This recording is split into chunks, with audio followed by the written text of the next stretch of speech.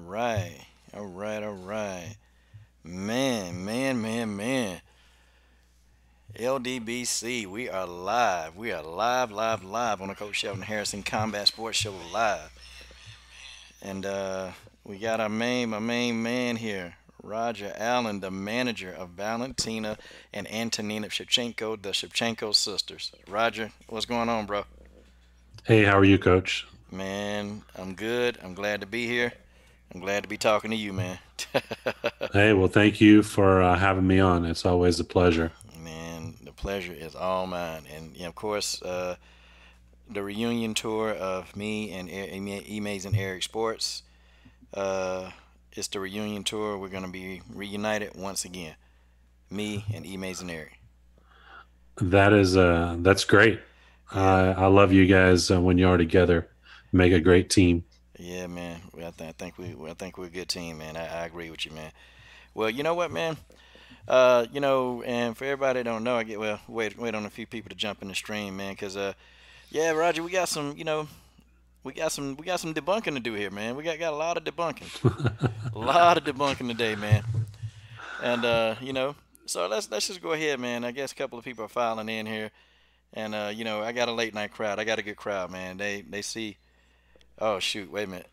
Let me see if I got the name right, man. If it's a boxing live stream, Roger, we in trouble. All right, bro. Hold on. Let me check this stream out. Let me see. All right, cut the camera off for a second. But they'll come in. They'll come in once they see the name, who it is, the man, the legend. Okay, Chris Court. Okay, yep, yep, yep, yep, yep. Okay, yep, they're here. Okay, a couple of guys are in. All right. Okay. Yep, Roger, we got it all set, man. A couple of guys coming Well, in. good. Okay. All right. Well, let's get this thing cracking, man. So, Roger, man, it's been a lot of things going on with Valentina, and we'll talk about Valentina first. It's been a lot of things going on with the bullet, man. So, I mean, could you kind of share to some of the people, man? What's been on the bullet's plate? Well, I don't know if you. I'm sure. You've kept up with how busy that we've kept her between our team and the USC's team. She's pretty busy. Next week, actually, the International Fight Week. They're going to have her doing several appearances, and she's going to be interacting with the fans quite a bit. So she's excited about that. We're excited for her. That's always a big event. People come in from all over the world.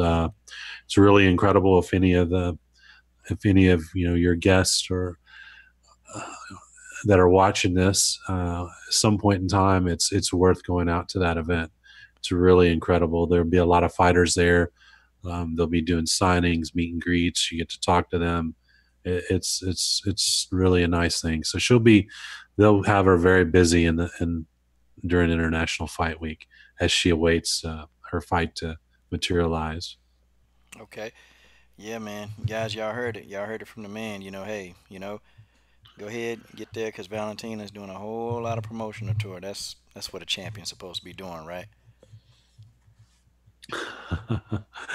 One would hope. See, One would hope. I told you, man. Oh, shout out in the super chat, TJ347. Okay, TJ347, and TJ, you're $25, and the other 100, 50 of it is going to Brittany. The rest of it is going to Alejandra Laura, and he's got a fight against Alima Mae McFarlane on Bellator. So yes, okay, Eric, amazing Eric. Go ahead, man. Hit the link, man. I've already got you sent. Let's go. Let's get in here, man. And I want to say, Coach, that's pretty incredible what you're doing with the super chat, helping the fighters out because honestly, it's a struggle as you're coming up. Just for fighters, they don't get paid a lot, and so all that helps. Because there's a cost if a fighter's trying to fight up in weight, they're going to have to spend a tremendous amount on supplements and just eating right today is very expensive. So you're doing a really good thing there. That's incredible. Yeah, man, we trying, man. We trying to do something for them. We do it more for the up and coming fighters that, like you said, man, that they're not making the big money yet because I was even reading up, man, that that less than almost like 1% or less than 1% of the people that actually fight, ever even make it to, to a position where they can actually live off of fighting. So it's kind of crazy, man. It's difficult. It's a struggle. I mean, I'm sure the fighters that watch your show, they can testify to that. I mean, I know because I'm negotiating the contracts, and whether it's some of the smaller promotions, mid-size, or even up to the UFC. I mean, just even if you get to the UFC, it's not a guaranteed thing that it's the extreme amount of money. It can be if Lady Luck falls your way and everything goes your way, then you have kind of limitless opportunities. But it's a struggle, so that's a good thing. I mean, the more people that help out, they come in, and they're not just taking from your stream, but they're giving back. I think that's incredible. So thank you guys. Thank you Hey, very much. man, you're absolutely welcome. And guys, before I really get into probing Roger's brain, guys, it's gonna be a good one tonight, guys. Okay, at 1 o'clock, 1 p.m. Eastern Standard Time, the Belize and Bruiser Martin Ray No is gonna be here live at 3:30 Eastern Standard Time, guys. You see it on the screen. That's not a typo. Antonina and Valentina Shevchenko. They're gonna be here live on the stream. Now we're gonna go ahead and film it live.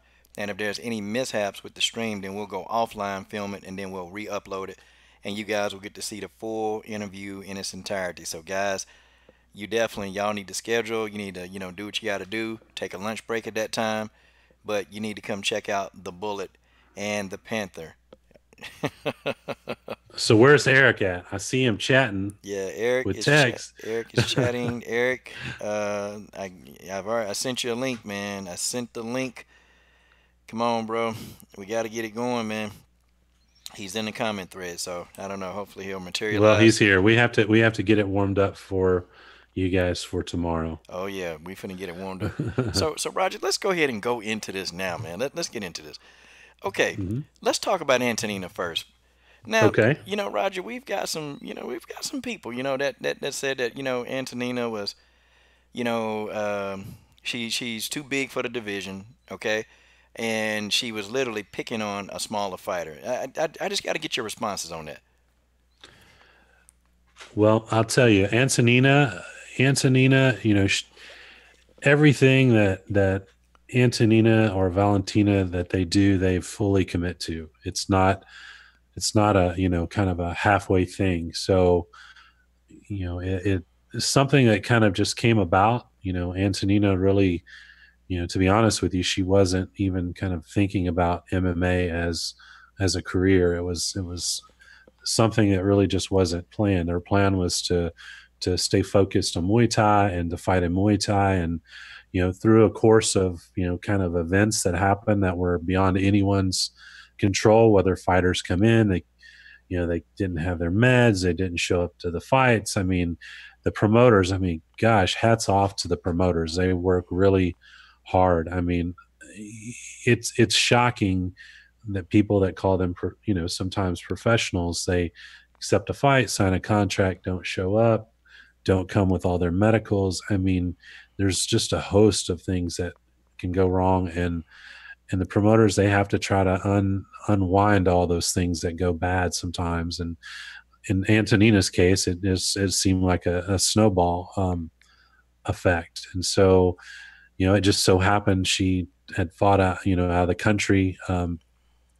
She fought Muay Thai. The next fight, she ended up fighting in London, which ended up being an MMA fight. I don't believe that was what it started out as, but she ended up having an MMA fight there, and then fought in Lebanon, and then she went back and defended her line fight title, and then the opportunity, it came up, and we didn't say no. And but through the course of this, Antonina had been, since she had been active, her weight was staying fairly low, and traditionally she hadn't cut any weight. And so Antonina, she did a test run, and it worked out. And so here we are.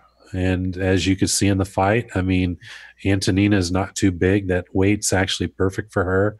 Her stamina is incredible. She's actually in my opinion, I think she's kind of like when Valentina went down, her stamina went up, her strength to division ratio went up tremendously. So I think I think you're going to see a lot of brutality out of Antonina in the future. I mean, that that's going to be, I think, Antonina's brand of what you saw in the Contender series. I think you're going to see a lot of brutality.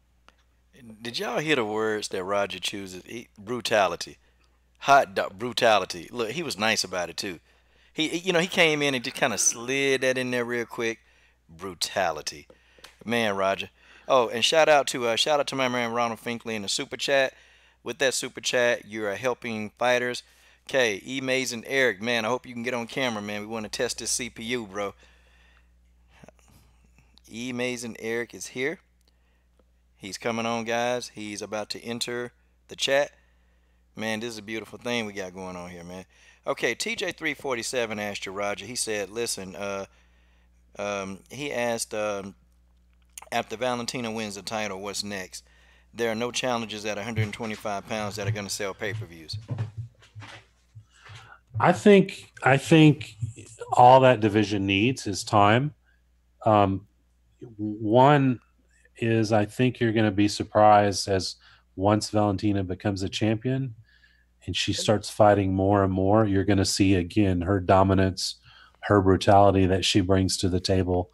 Because it's a whole different ball game at 125 as opposed to 135. I mean, she had an interview today with MMA Junkie. She described it perfectly. The women in the 135-pound division, they can walk easily, 155 to one anywhere above 160. Can you guys And hear me? yes, yes. Hey, Eric, if you could, man, hey, just hey, could you jump on the camera for about a second, man? Cause Hold on. we also doing the CPU stuff for tomorrow. But Okay, let me see. just hit that little camera icon. Amazing, Eric. It's all fun. Ow. I I have two playing at one time and can't stop one. So sorry, guys. I can't. I got like Roger. Am I live with you guys right now on the audio? You're live. You're You're live good. right now. I am so sorry to break in like that. Okay, what's up, everybody? I am live. I had two going at one time. I'll do that. Everybody, it's good to be back. Everybody in the house. Roger, congratulations to Antonina and Valentina. I hope you Hey, guys thank you. heard.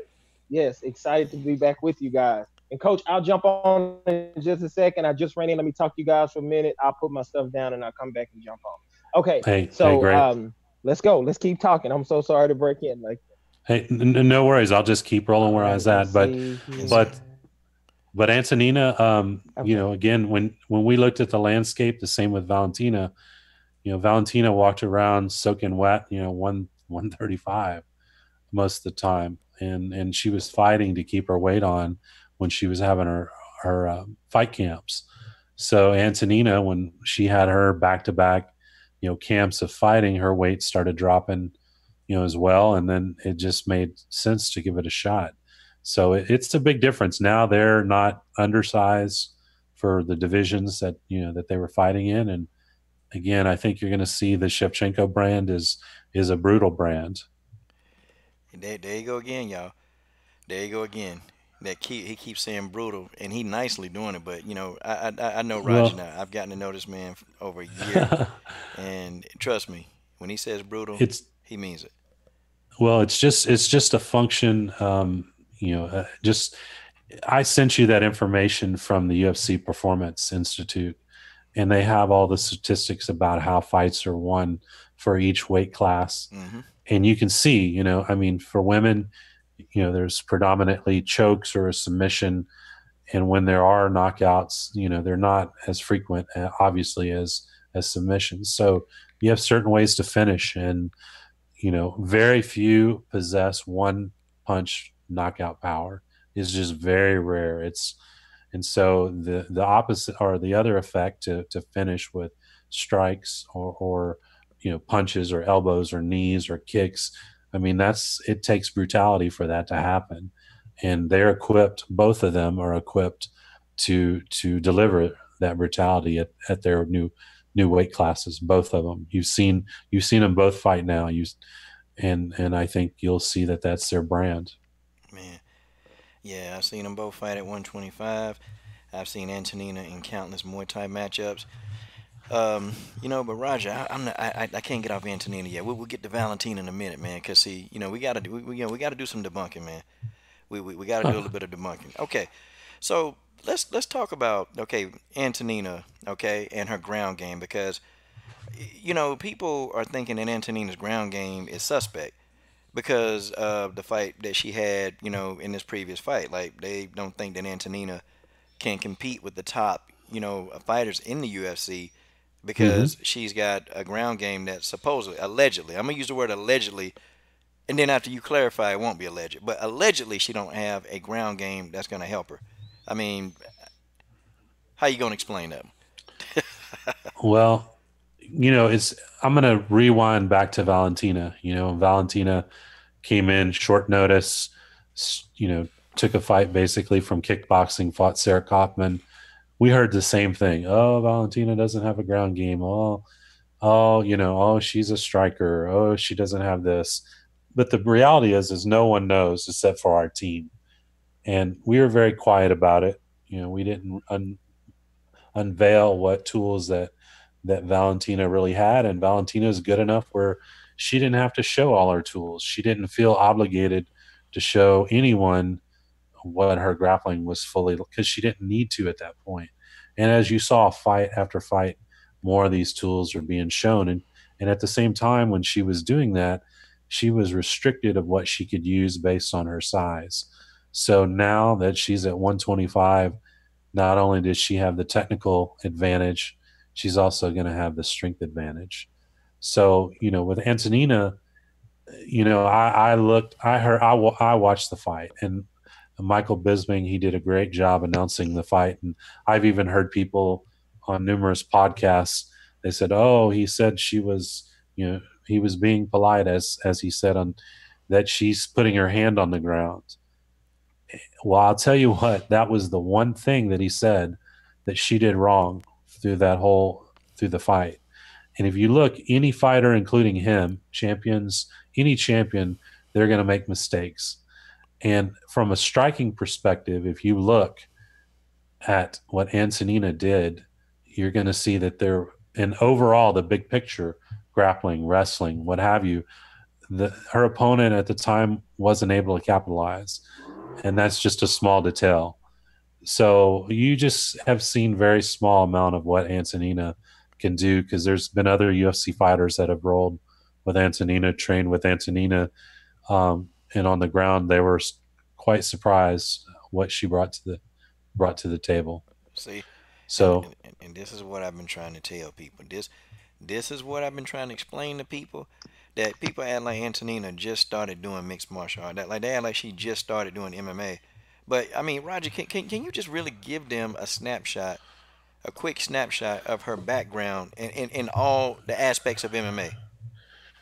well, when Antonina started, she started out at 7 years old, and she started, under Pavel. Her mother took her to Pavel's gym, and he was coaching. I think he was coaching the national ITF Taekwondo Federation for Kyrgyzstan. I think he was the team coach at the time, and so he had some champions, some world champions in Taekwondo, but he had his whole life had studied various martial arts. He had background in sambo, which is judo, boxing, freestyle wrestling, all these things. And he boxed as a child, so he had a diverse background, and he was kind of the type that was really, and he was brought up in a real old school hardcore Korean system where, I mean, you got beat up, you got knocked out, and then you get up and you fight again, get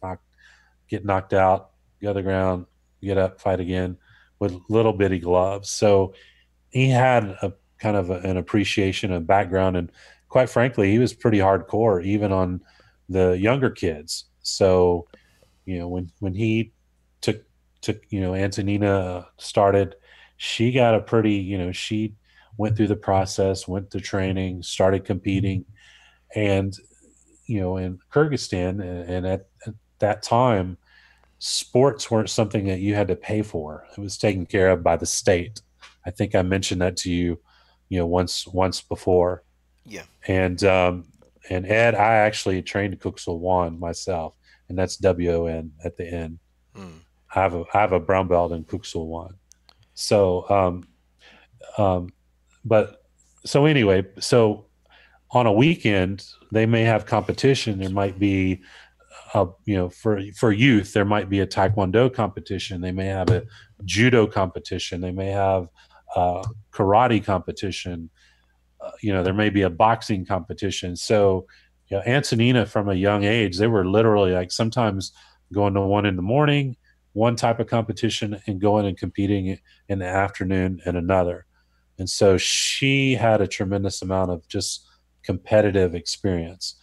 And so over time, this just evolved, and she evolved, and it was kind of she was destined to become a professional athlete, and she did. So she has been training grappling to some degree, wrestling, uh, her whole life, and it's not like she was training striking and then all of a sudden started grappling. It's been since a young age. Through the course of her career, she had an injury that set her back. Valentina at that time kind of launched ahead of her, got a little bit of ahead of her, and as far as like competing, um, and then Antonina, she's fought all over the world. She's fought on some of the same cards as Valentina.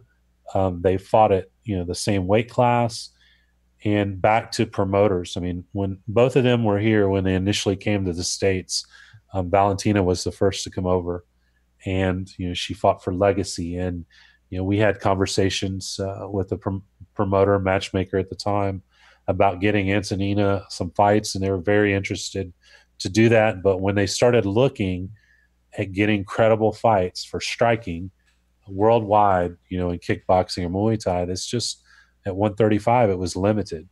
Mm. And so then ultimately the plan from the beginning was to get Valentina into the UFC. That was the plan from the beginning.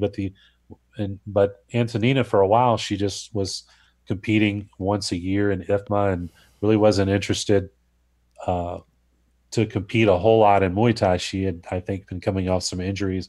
But when she came to the States and saw how everything was here, she kind of got the fire back and was really interested in getting started again. And so that's when we started finding some promotions for her to compete under. But Antonina, don't be fooled. Antonina has trained.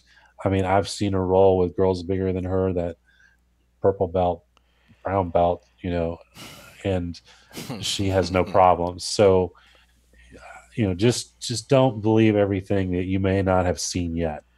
Valentina did a good job of explaining that today. As a complete fighter doesn't need to show everything they have if there's no reason to show it. They don't feel obligated.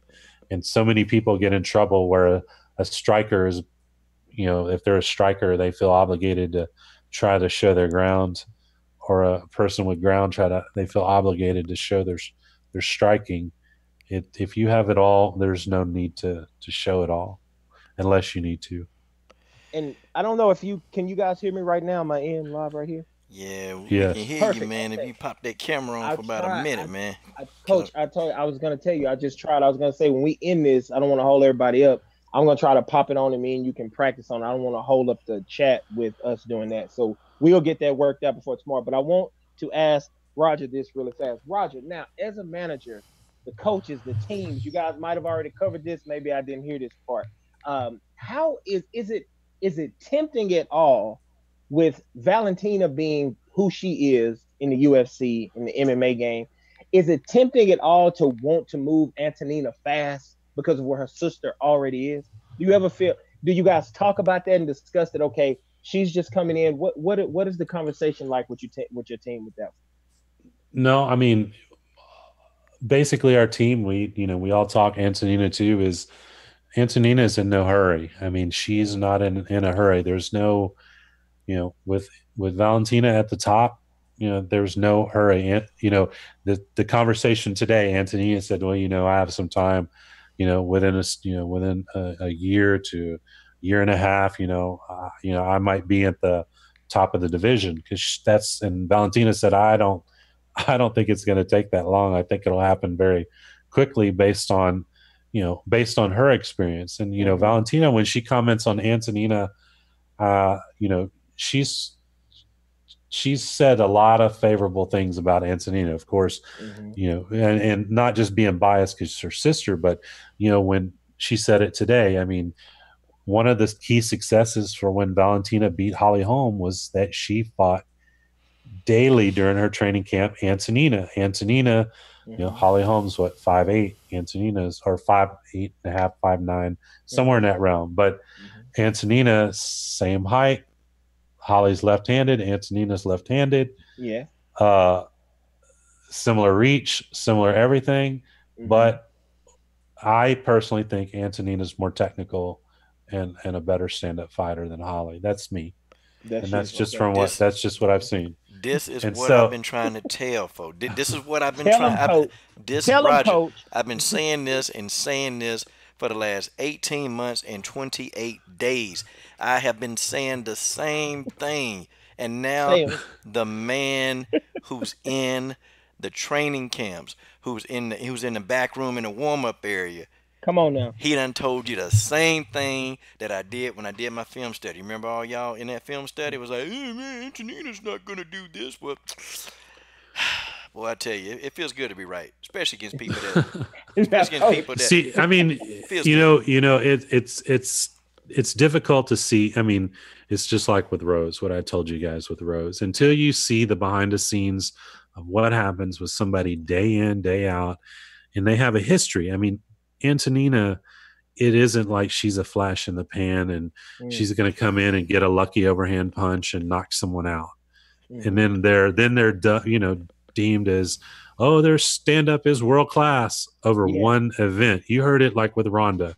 And I'm not Ronda bashing, but you heard, they hyped up the stand-up from that. But Antonina has a history of 20 years. That's her craft. I mean, Michael Bisping, he said this. He said, I haven't seen in a long time that display of Muay Thai, high level of Muay Thai in the UFC. And that's coming from a woman athlete.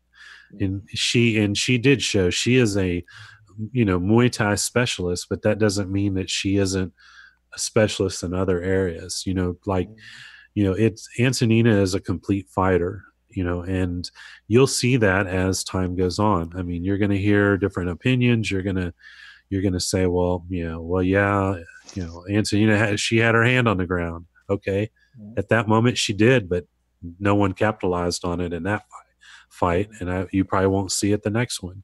But in every fight, even black belts, when they start getting punched in the face, their rank drops, most of them. And they've worked hard to earn that belt. But, when you start getting punched and no, that actually sounds disrespectful. And I shouldn't say that, but when you start getting punched in the face, certain techniques that work when you're not getting punched in the techniques, those techniques go out the window. So MMA jiu-jitsu is way different.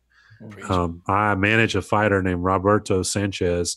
He fights at 125 in the UFC, and his MMA jiu-jitsu is incredible. And he got his black belt here recently. Preach. And he is high level of MMA jiu-jitsu. And so it's just different. And so all this translates in all the game, whether it's stand up or on the ground, and wrestling's a key component too. A great wrestler, it takes them a period of time to adjust, because if they start fighting really good jiu-jitsu players or good jiu-jitsu fighters, some of the techniques that wrestlers use with their neck, they'll get caught in guillotines and chokes quite frequently until they figure it out. So it's just there's so many elements. You have to look at the total picture of the fighter. If you start trying to look at it like one technique, yes, it can happen where someone get caught by just making a mistake. But when you factor in the physicality or the strength of a fighter, sometimes strength can overcome, technique or a sloppy technique at that particular point in time. So that's all. Man. Coach, I was going to ask you, Coach. Let me ask you this, because what Roger just said here, I want to get your opinion on something. And first, I want to ask you, Coach, do you see what I see in Roger right now? Roger is like, there's like and it's not quiet because he's saying it, but there's like this underlying confidence in him when he talks about certain things. I'm going to take us back, and we're not trying to bring this up, but it's when he was talking about Rose and Joanna. Yeah, Now, let's yeah. just remember that you remember Roger's tone. Do Talk you about it. remember Roger's tone? You remember Roger's Yeah, tone. oh yeah, I remember every Roger bit. and I didn't believe Roger. I got on here going back. I was like, I don't know, Roger. I don't know. And so, but one thing I want to say is I hear that. Do you hear that? I hear that when he's speaking about Antonina. It's that same sound in his voice right now. And if I was a person who was going against him, I would get nervous right now just hearing that. That's just me. The second thing I was going to say is, Coach, how long do you think, as you look at Antonina and break Antonina down, and you have been calling for the Antonina MMA takeover for a long time, Coach? We know you have. I called this So one. yeah, you. So how long It's do true you story. think, These are all true if you stories. look at it, how far away is she from the big time in your eyes, Coach? What do you see? 3 fights. 3 fights. Three Okay. fights in. It's because it's gonna be she gonna demolish her first opponent. Then she gonna fight somebody probably in the top 10. Now I'm just throwing this out here because I think this what happened. She'll fight somebody in the top 10. She'll easily school them, and then she can't be denied because they gonna be like, look, you know what? Let's just go ahead. Let's get this thing worked, okay? And once she fights somebody within the top 10, and I don't even think she's gonna even get a top 10 opponent. She probably get somebody like well into the top 10. Like Mm. once that's over, I'm telling you, it's a wrap. It's time. Hide your kids, hide your eyes, put your nose away, cause that bad boy finna get broke. Okay, Hide your kids, that hide your wife. that nose finna get broke. Whoever she fight, My wife just showed me that video yesterday. Oh, you just saw that, right? She's discovering YouTube and Twitter and Okay. everything. Yeah, So hide your it's kids, hide. dangerous. yeah. Yeah, yeah. How is your wife gonna explain? Oh, yeah, Roger. Now there's a certain someone that I'm sure he's a fan of yours. Well, not really. He's not a fan, but now he made a comment, and George, I got to get your honest opinion, man, and you got to go unfiltered on this one, only this one, okay? Uh-huh. Mackenzie Dern beating Antonina Oh, by knockout or on the ground. oh. What is the probability in your mind happening? And could you break down how that fight would go? Unfiltered, Man, that's interesting. Unfiltered, unfiltered. you know, the stand-up part of that's laughable. That's pretty unfiltered. Okay. It's very unlikely. Now, I'm not going to take anything away. Mackenzie has some tremendous BJJ accomplishments. You know, I'd say this. I'm going to be pretty polite, and we'll revisit this later. I think it would be an interesting fight. I think it'd be an interesting fight. And if I was putting my money, I would put my money on Antonina. I hear you. Right. Comment section, light up. What do you guys think? Mackenzie and Antonina, talk to us. Tell us what you think out Well, there. here's what I'll say about Antonina. Antonina has been a professional now forever. She's fought, stand up. We used to talk about like IFMA, and you guys may, people used to always say, well, they're in pads or they're in headgear and they're this, but they may not understand that that's a 10-day tournament and people are fighting sometimes back to back one day and fight the next day. They're making weight the same day, or they may fight and luckily skip a day and then, fight the next day. But the women at IFMA are the highest level strikers in the world. And that I will say there's incontrovertible evidence that is true. And here recently, you had a Bellator fighter go fight in IFMA, got defeated. You had an LFA fighter go to IFMA, got stopped by stoppage. So Antonina has been dominant in that particular world championship for many, many years. And so her striking, you're not going to surprise her. Her clinch, you saw her clinch. I mean, Antonina is taller than most girls in the division. And again, like you said, always say Pavel has a plan. Yep. That's like the perfect strategy of somebody that's shorter than you and you're stronger and you're taller in the clinch and you're more technical. You can get in that clinch And you talking about brutality. If you watch that fight, I've watched it Yeah. several times, and I will tell you what, I gave her opponent. Her opponent was tough. Mm. Her opponent Queenie. was not going to quit. If anyone says anything bad about her opponent, then they're just horrible people. I mean, yes, it was a brutal fight, but she did not quit. She took some liver. She took shots to the body. She took shots to the sternum. She took shots to the forehead with the knees, to the chin, to the liver, to everywhere. And that was the first round.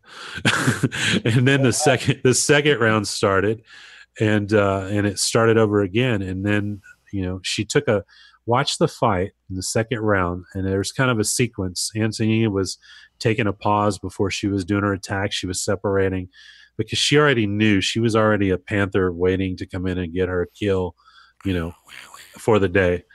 And she was waiting and waiting and waiting because just like, on the show, everyone wants to see all the, a spectacular finish. This is me talking, not her. Mm-hmm. But from a fan watching outside, one of the first few times I wasn't in the corner, but I was in the crowd, which was close. Literally, the bleachers are just 10 feet away from the ring.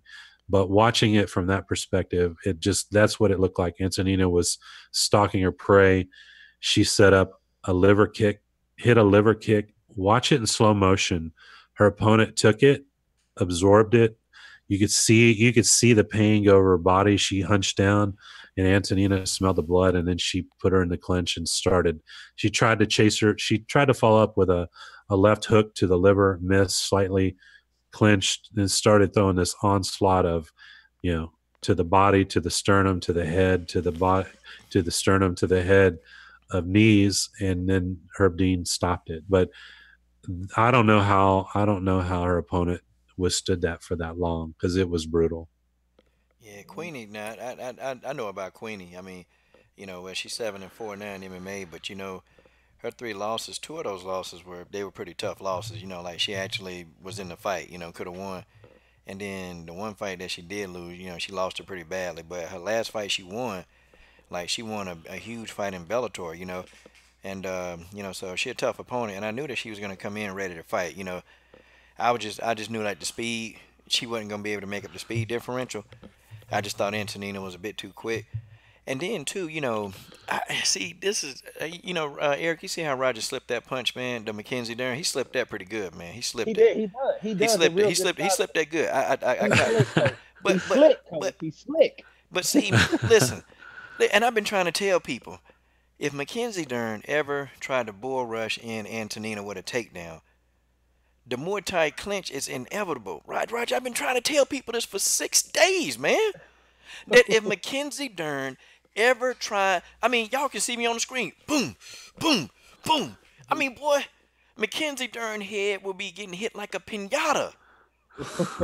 Roger, coach, we got to put you to the test. Roger, let's put coach to the test really fast. Because coach, okay, we won't put Roger in this spot. Coach, we're gonna put you in the hot seat Okay, because you can handle this. Good. Now, Roger, we had some people. Then I have a question I want to get to from Reggie the Tree, but coach, I want to ask you this first. Let's put coach in the hot seat. Coach, we had a few people in the comment section talking about Mackenzie coming to Antonina, throwing that big right hand. Coach, how do you see Antonina dealing with Mackenzie and that big, powerful right over and over? You break that down for us, coach. Who asked that dumbass question? I don't want to say their name because I love it. So just answer. That's the dumbest question under God's hot sun. Okay. Just tell okay. him, What do you mean, Antonina? Antonina not gonna fall for the feint, man. She not gonna fall for that, man. Look, see, no disrespect to Amanda Bobby Cooper. No disrespect, okay? No Antonina disrespect. is not gonna bite on a feint and then an overhand right. She's not gonna bite on that. You're not gonna catch Antonina with that. Antonina gonna do one or two things. Either she gonna step back out of range, or either she gonna block, or she gonna counter. She gonna counter with something much more vicious, okay? Antonina gonna counter with something extremely vicious, and that's gonna get Mackenzie Dern's attention. And trust me, it's not gonna be pretty. It's levels to this. And every time I say that, somebody always got some smart ass comment. Look, when I say it's levels to this, it's levels, okay? Mackenzie Dern try to do anything off the wall, such as a takedown. She can try, But I'm telling you, she's gonna get met with a bunch of knees. And if you think getting out of, see, it's different. It's levels to Muay Thai clinching. It's levels to it. You ever notice some people they initiate a Muay Thai clinch, but they can't sustain it? Go look at Antonina fights. Matter of fact, go look at Antonina back when she was in Lion Fight. Go look at some of Antonina early fights when this girl initiates a Muay Thai clinch. They don't get out of that. They don't get out of when Antonina applied a Muay Thai clinch. They ain't getting out. I guarantee you, Mackenzie Dern will try to take her down probably one time. All she get is one time, and when she start feeling them knees and she realizes, I can't take her down, it's a wrap. Antonina ain't gonna take the bait. She not. I'm telling you, she do and that overhand right from that far away.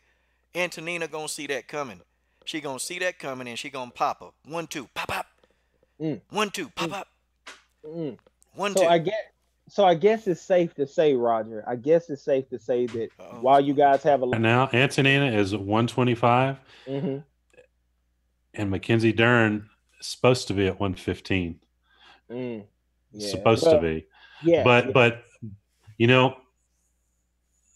we haven't got that call yet. Mm-hmm. When we get that call, we will definitely, that's an interesting matchup. We'll deal with it accordingly. Now, Roger, let me ask you this, of course. because Reggie had a question for you, Roger. I want to ask you this question. He wanted to ask about the relationship between Antonina and Valentina and how much importance do they put on that as far as both of the ladies being successful. How much does their relationship as sisters, how tight they are, how much does that play into their success?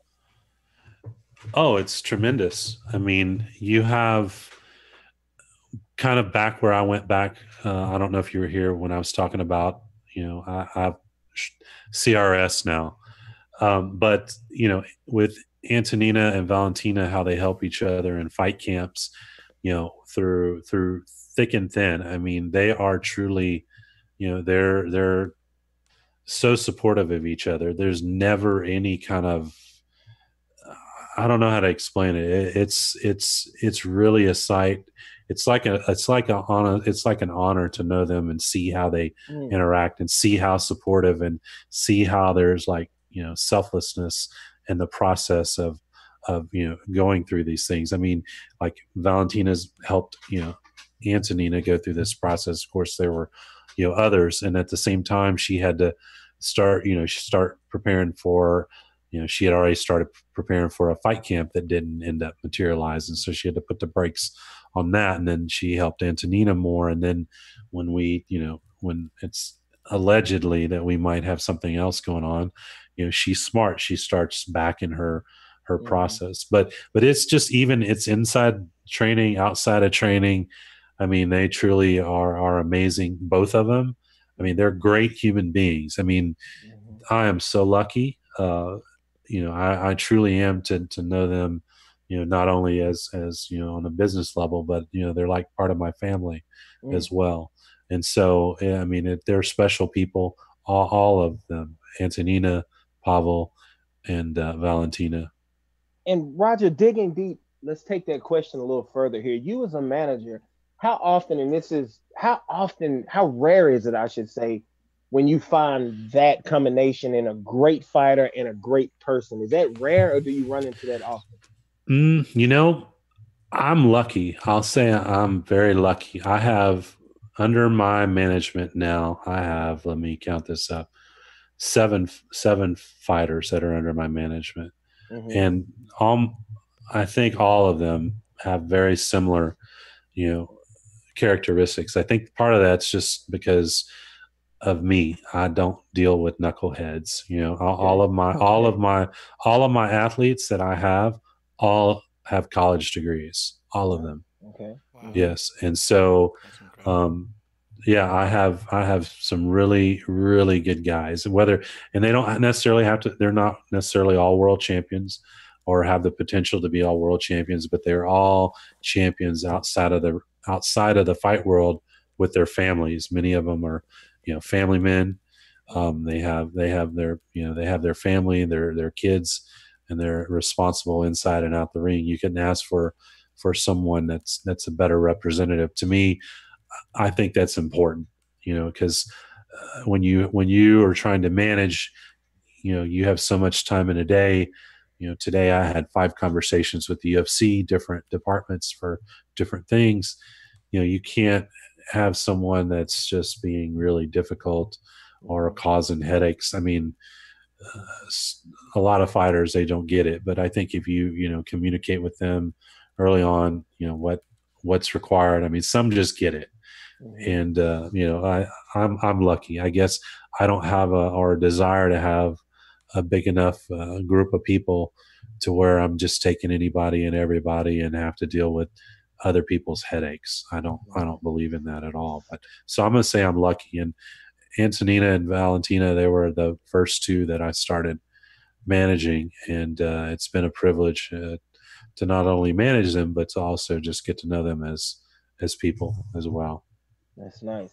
Coach, what was it? Because I know, Coach, even before you and Roger connected, you always spoke really highly of Valentina, Antonina. What was it about those two that made you respect them so much? Because I always knew that you spoke with respect about them, and I could tell you seem to respect them outside the cage also. What was it that you saw in them, Coach?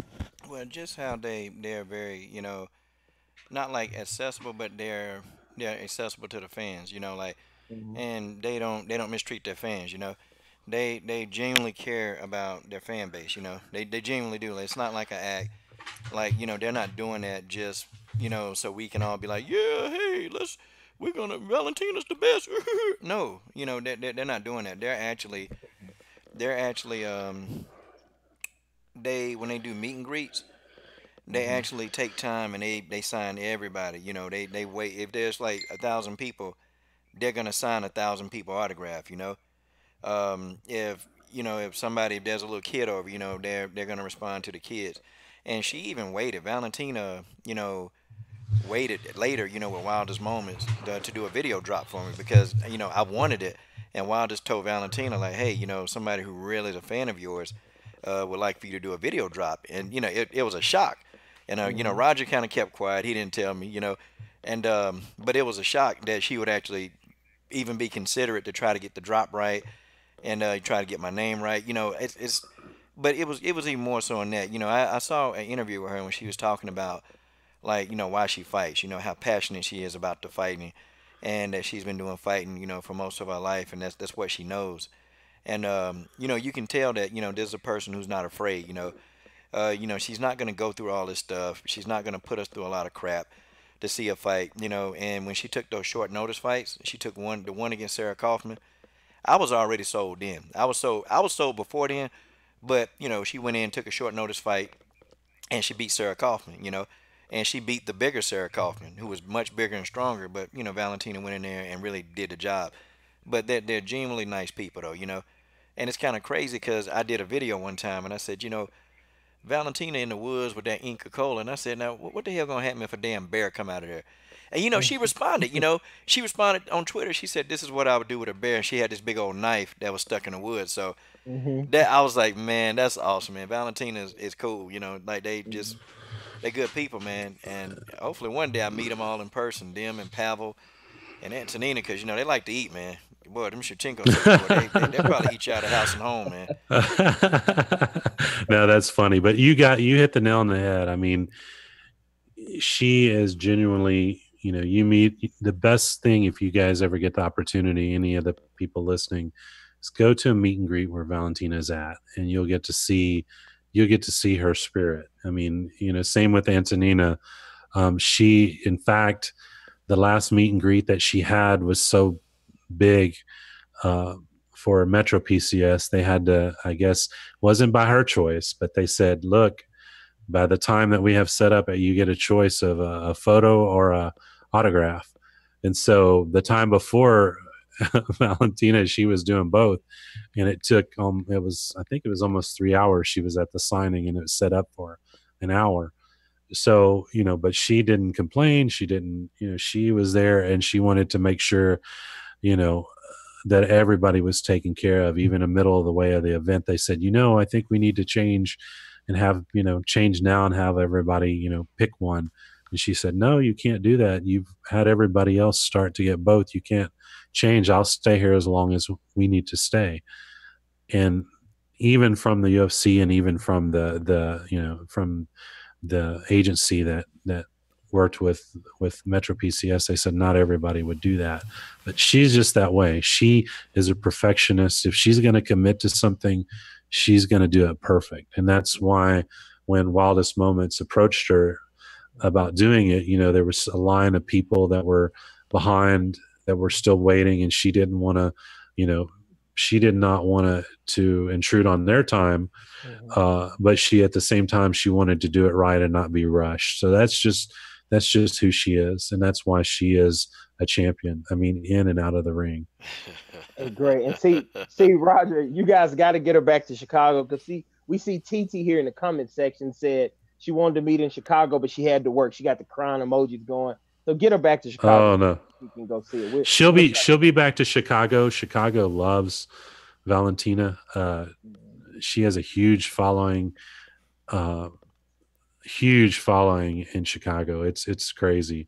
So, it's just the way, really almost every city she goes to, it's interesting. We took her, of all things in the world, she went to a NASCAR event, which is, it's different. It's got a different, group of, everybody there is different than what we're normally accustomed to, but it was incredible that she had more fans coming to her to get signings than the drivers did. God, wow. And the difference is that the drivers, a lot of the drivers, they're kind of like prima donnas, and they might sign one autograph and walk to the end of the red carpet. I mean, they roll out a red carpet for the drivers when they go to the drivers meeting. I mean, they literally do that. Well, Valentina, when she went down, she signed who wanted, and not everyone was 100% sure who she was. Then she went to the drivers meeting and they announced who she was. And then they're like, wow, that really was her. And when she walked out of the drivers meeting, she walked out on the red carpet, and she was in line for, I don't know, 35 minutes signing kids and everybody's autographs. And people were even commenting, they go, oh my God, this is so awesome that you're taking the time to do this. The drivers won't even, they just walked right by us. And the drivers, what's really shocking to me, they walked out the back exit. They left out the back exit and didn't go and interact with their fans. So she gets it. I mean, it's important. I mean, and it's genuine. It's not something that you can fake. I mean, it's just not.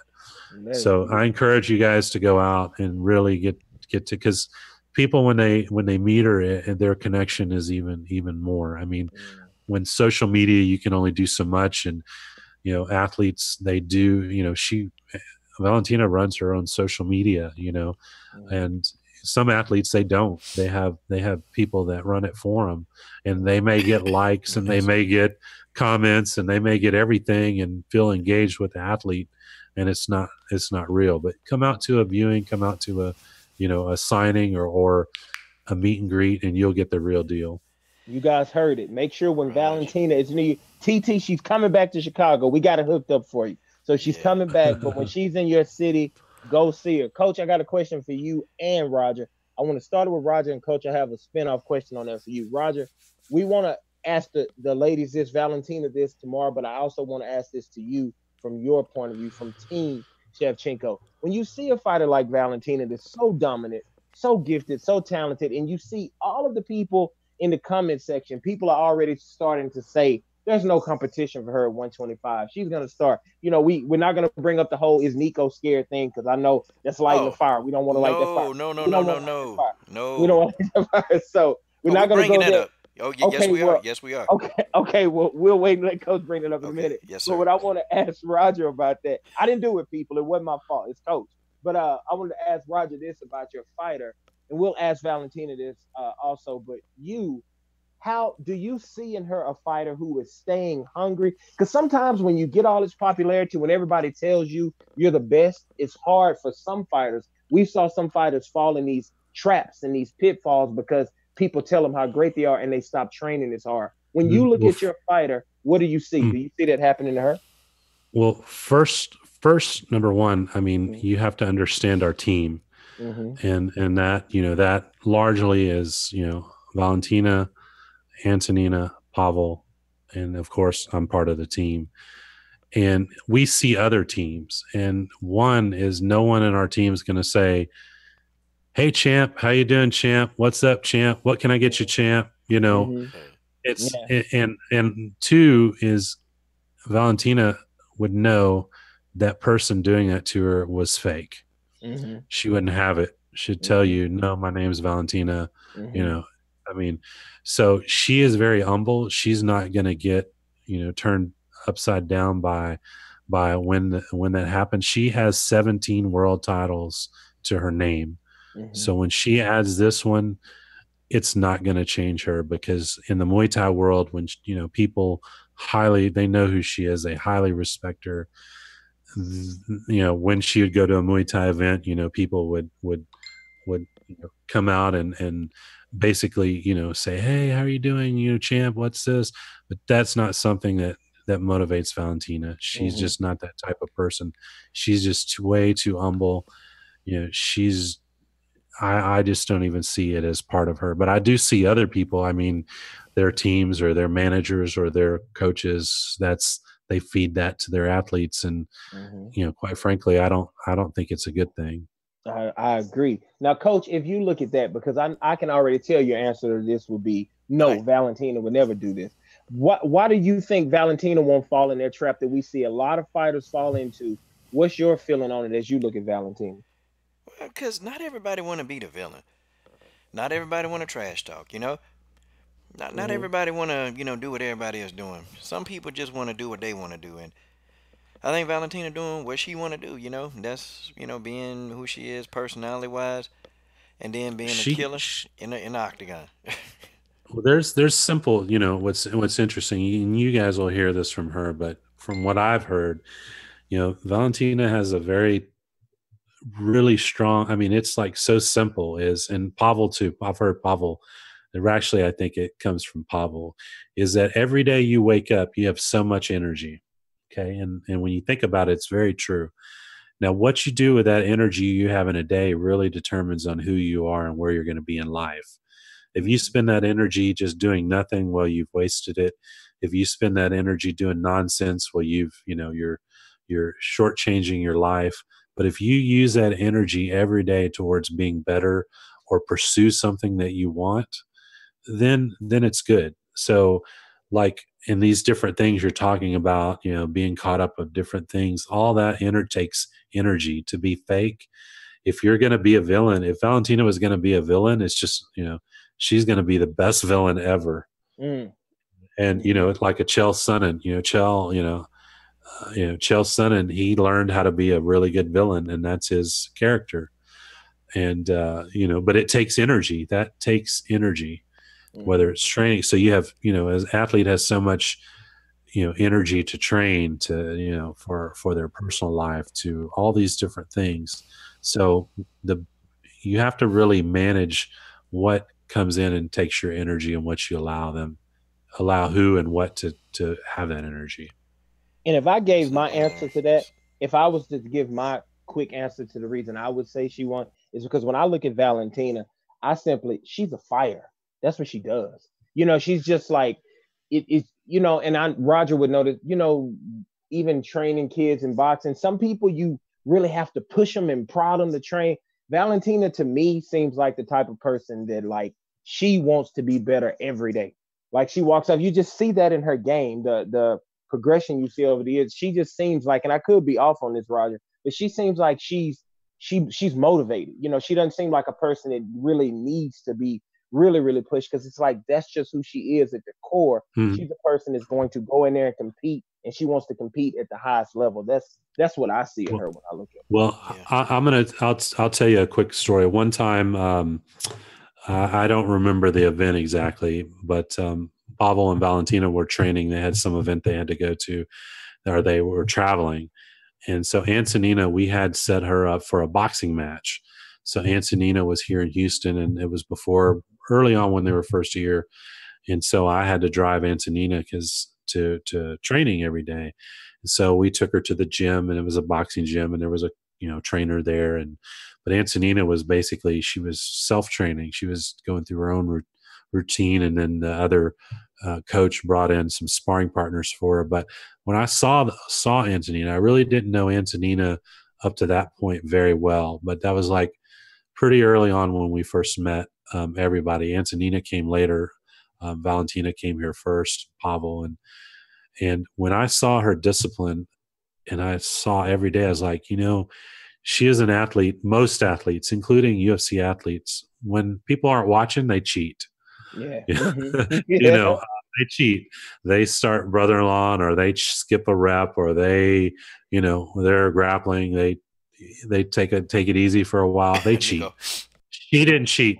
I heard you, Coach. I heard you.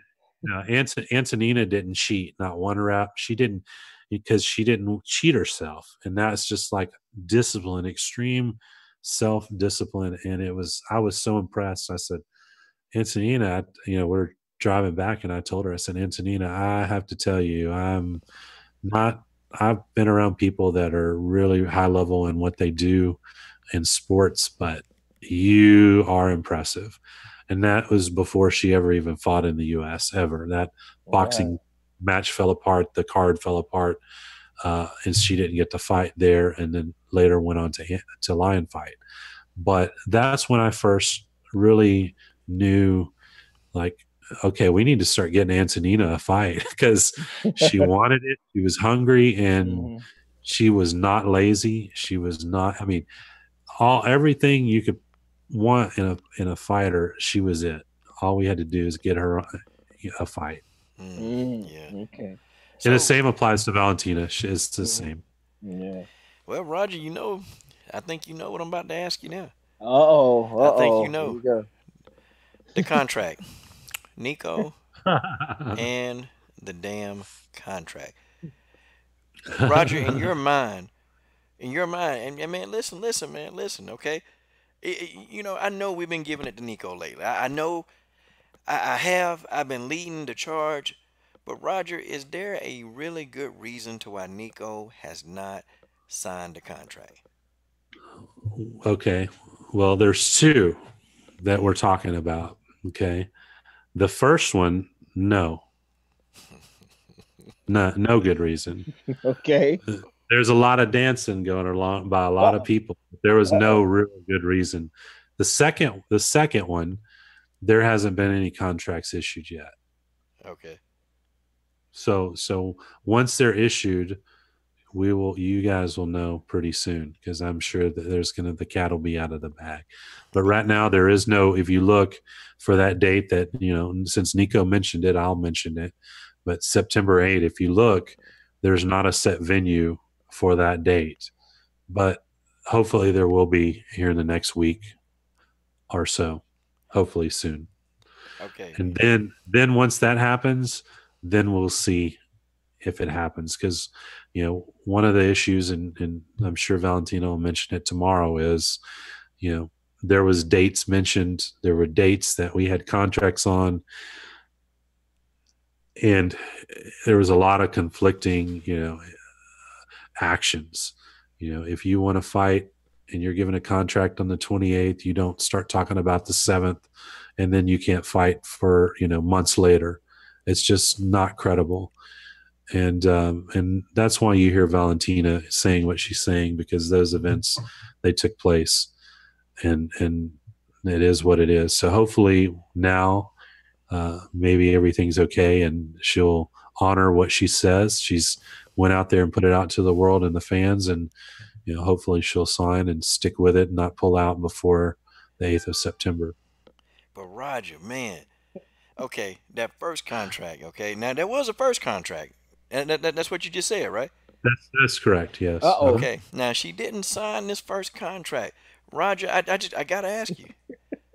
Here we go. In your professional opinion, Roger, you've been around this for like 3 decades, man. Is Nikko afraid of Valentina? Man, that's interesting. That's interesting.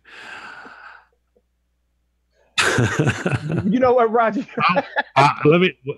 Let me say this: if you are a professional fighter, and in my opinion, the fight should have happened July the 28th. Okay. Okay. I think Okay. I, Okay. I can just say this: if the chain of events, which as we see them, and I reserve the right to be wrong, Mm-hmm. I think if Valentina the tides, what I know of my athlete, if the roles were reversed, the fight would have happened on July the 28th with either Antonina or Valentina. So is she scared? Coach, stop. Coach, stop it. Coach, you stop it right now. I got your back, Roger. Coach, you stop it right But now. Coach, how is Nikko gonna explain this one, man? coach, I mean, coach, Yes, Roger, listen. listen, listen. Okay, Coach. You're a provocateur. You know He that. is. well, He is. listen. No, no, no. I'm not trying to provide. I'm just It's your saying. channel. You can do it. No, It's I all love right. it. no. I love the way Roger said that, a provocateur. I love it. I'm stealing that from you, Roger, by the way. I will be I'm trying officially to using be. that word. I'm trying to be as objective and fair. Well, no, I'm not. I'm trying to You're not. be. No, you're I'm not. trying to be somewhat non-biased in this, but listen. Okay, here go the timeline for Nikko, Listen, and Coach. I'm finna lay the timeline out. Let's Okay, hear it. Let's hear it. so Let's see. first, she does the interview. She goes, well, Valentina has had, so many more fights than me. She's got all this experience, and I start thinking, damn, built-in excuse for why you finna take an ass whooping. Okay, next. Okay, then she goes on. She goes, well, I really, I think Sarge Eubanks deserves a title shot. I think Sarge deserves it, but you got Valentina right here beating up, just in the rearview mirror, breathing down your neck. And I'm like, come on. And then Roger, come on now, you can't forget about. I know you ain't forgot about this one, okay? Provocateur. Provocateur. Here you She's go. blocking anybody that asks about Valentina. She's blocking them. She blocked Brian Jensen, the biggest Nikko troll on YouTube. He got blocked. Okay, next. And he's a fan. He's a fan of hers too. I don't want to call him a simp because I like the guy. I ain't gonna call him a simp, but Roger, here go. And now here's the home run. Pop, here go the home run. She blocked Valentina. Oh, she blocked Valentina. That's not even the home run. She blocked my wife. She blocked your wife. No. How you gonna explain this one? Oh no, Roger. Wait, did you guys hear that? Wait a minute, Roger. Wait a minute. They didn't hear that, Roger. They didn't, Coach. They didn't hear. They didn't. Roger, please say that again. Please say it again. Say it one more time. I told you my wife was just discovering Instagram and Twitter. Oh, Roger, if you don't mind, Roger, if you can you tell us what your wife said to her to get blocked? If you could share that with us? It wasn't anything block worthy, let me tell you that. But it was it's funny. Just the fact that it happened, my wife told me about it. Yeah. I started laughing so hard. I said, "What'd you say?" And she told me it says, I said, well, it's true then. God dog, you're right. How can she block Miss Allen? You know what, Nikko need to be ashamed for this. Nikko, if you're watching this video, I'm gonna tell you right now, okay? This not the end of this for you. Come on now. Dang it, man. Now, my man TJ said we need to respect the champion. I see BJ out there and TJ. So we not disrespecting her. We just want to see the fight. God. That's it. Hold on, these super chats are crazy. Oh, wait a minute, TJ 347. TJ 347. TJ 347. Boy, you helping Brittany out. Because TJ paid for Brittany tournament. That's right. War Guitar Machine. Babe 21. Guitar Babe 21. Thank you, Guitar Babe. Yes, man. thank you so much. Boy, these fighters gonna love y'all. These fighters, they're gonna love y'all. Boy, they already do. I know Jasmine Crawford love y'all to death. Yes, and shout out to the comment section, everybody. Guitar Babe, Keith Brown, War Machine is in the house. TJ, everybody's here. Everybody's in here tonight. Y'all gotta be this lit tomorrow. Everybody's always gonna be really lit tomorrow. Now, Coach, I need you to tell me what you think. Now, now I'm being the provocateur, right? It's my turn. You wait till I get started. Then we'll put it on Coach. Oh, we done heard you. Coach, now, is this and this is just an opinion. This is not an attack. It's just an honest, unfiltered opinion. Right on. Do you think that Nikko, now let's break it down, Coach, because some people think when you say scared, like if Nikko was in the mall and Valentina would walk in, she would run out the back door. You're not saying scared to that level. I hope you're not. Man, what do you mean when you say, can you give us a little deeper than just the word scared? What do you think's going on? She Anthony Joshua scared. Okay? Oh my God. She Anthony Joshua. Look, man, if she seen Valentina coming down, I think she'll try to turn around, hoping Valentina wouldn't see her. I Oh think my she'll turn goodness. around, leave out the door, and if it's in the mall, and if it's an escalator going up, Come Nikko will on, turn man. around and run down the escalator that goes up. Like Nikko will be Come taking off. on, man. Like Nikko, what you doing? Nikko, hey, that you over there, Nikko? Nikko done got You in the know, car. Coach, That's seeing you in the hilarious. video makes it even all the funnier. I know. I can't.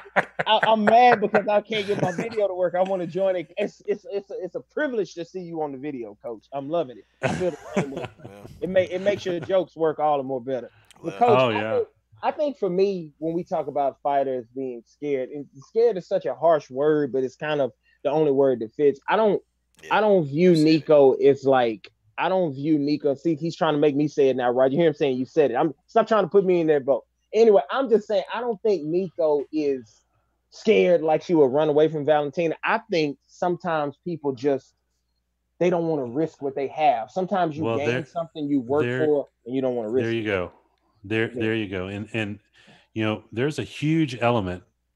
People talk about even Muay Thai. They talk about the art of eight weapons. Mm-hmm. But I heard Valentina say this once: is really like Muay Thai is the art of nine weapons because the Mm-hmm. most powerful weapon is the mind Wow. in any sport, whether it's boxing or football or whatever. And so, a fighter has to have a very strong mind, and they do. But every fighter is faced with different challenges, and it's not just their opponent. And when you really start breaking down the fight that a fighter has, whether it's their personal life or their financial situation, or then they get started toward the fight, then they've got to worry about their training partners, their coaches, their paying their bills, getting their food. Those are just small parts. But then if they have to cut weight, they have to manage their weight. Then they have to, if they have to, then they have to start worrying about their opponent. I say worry, they have to start breaking down their opponent. And really, most fighters, unless they're totally delusional, they may sound delusional, but when the lights go out and they really internalize this and they look and they go, well, is this person better than me? Where are they? Where are they better than I at? How am I going to beat them?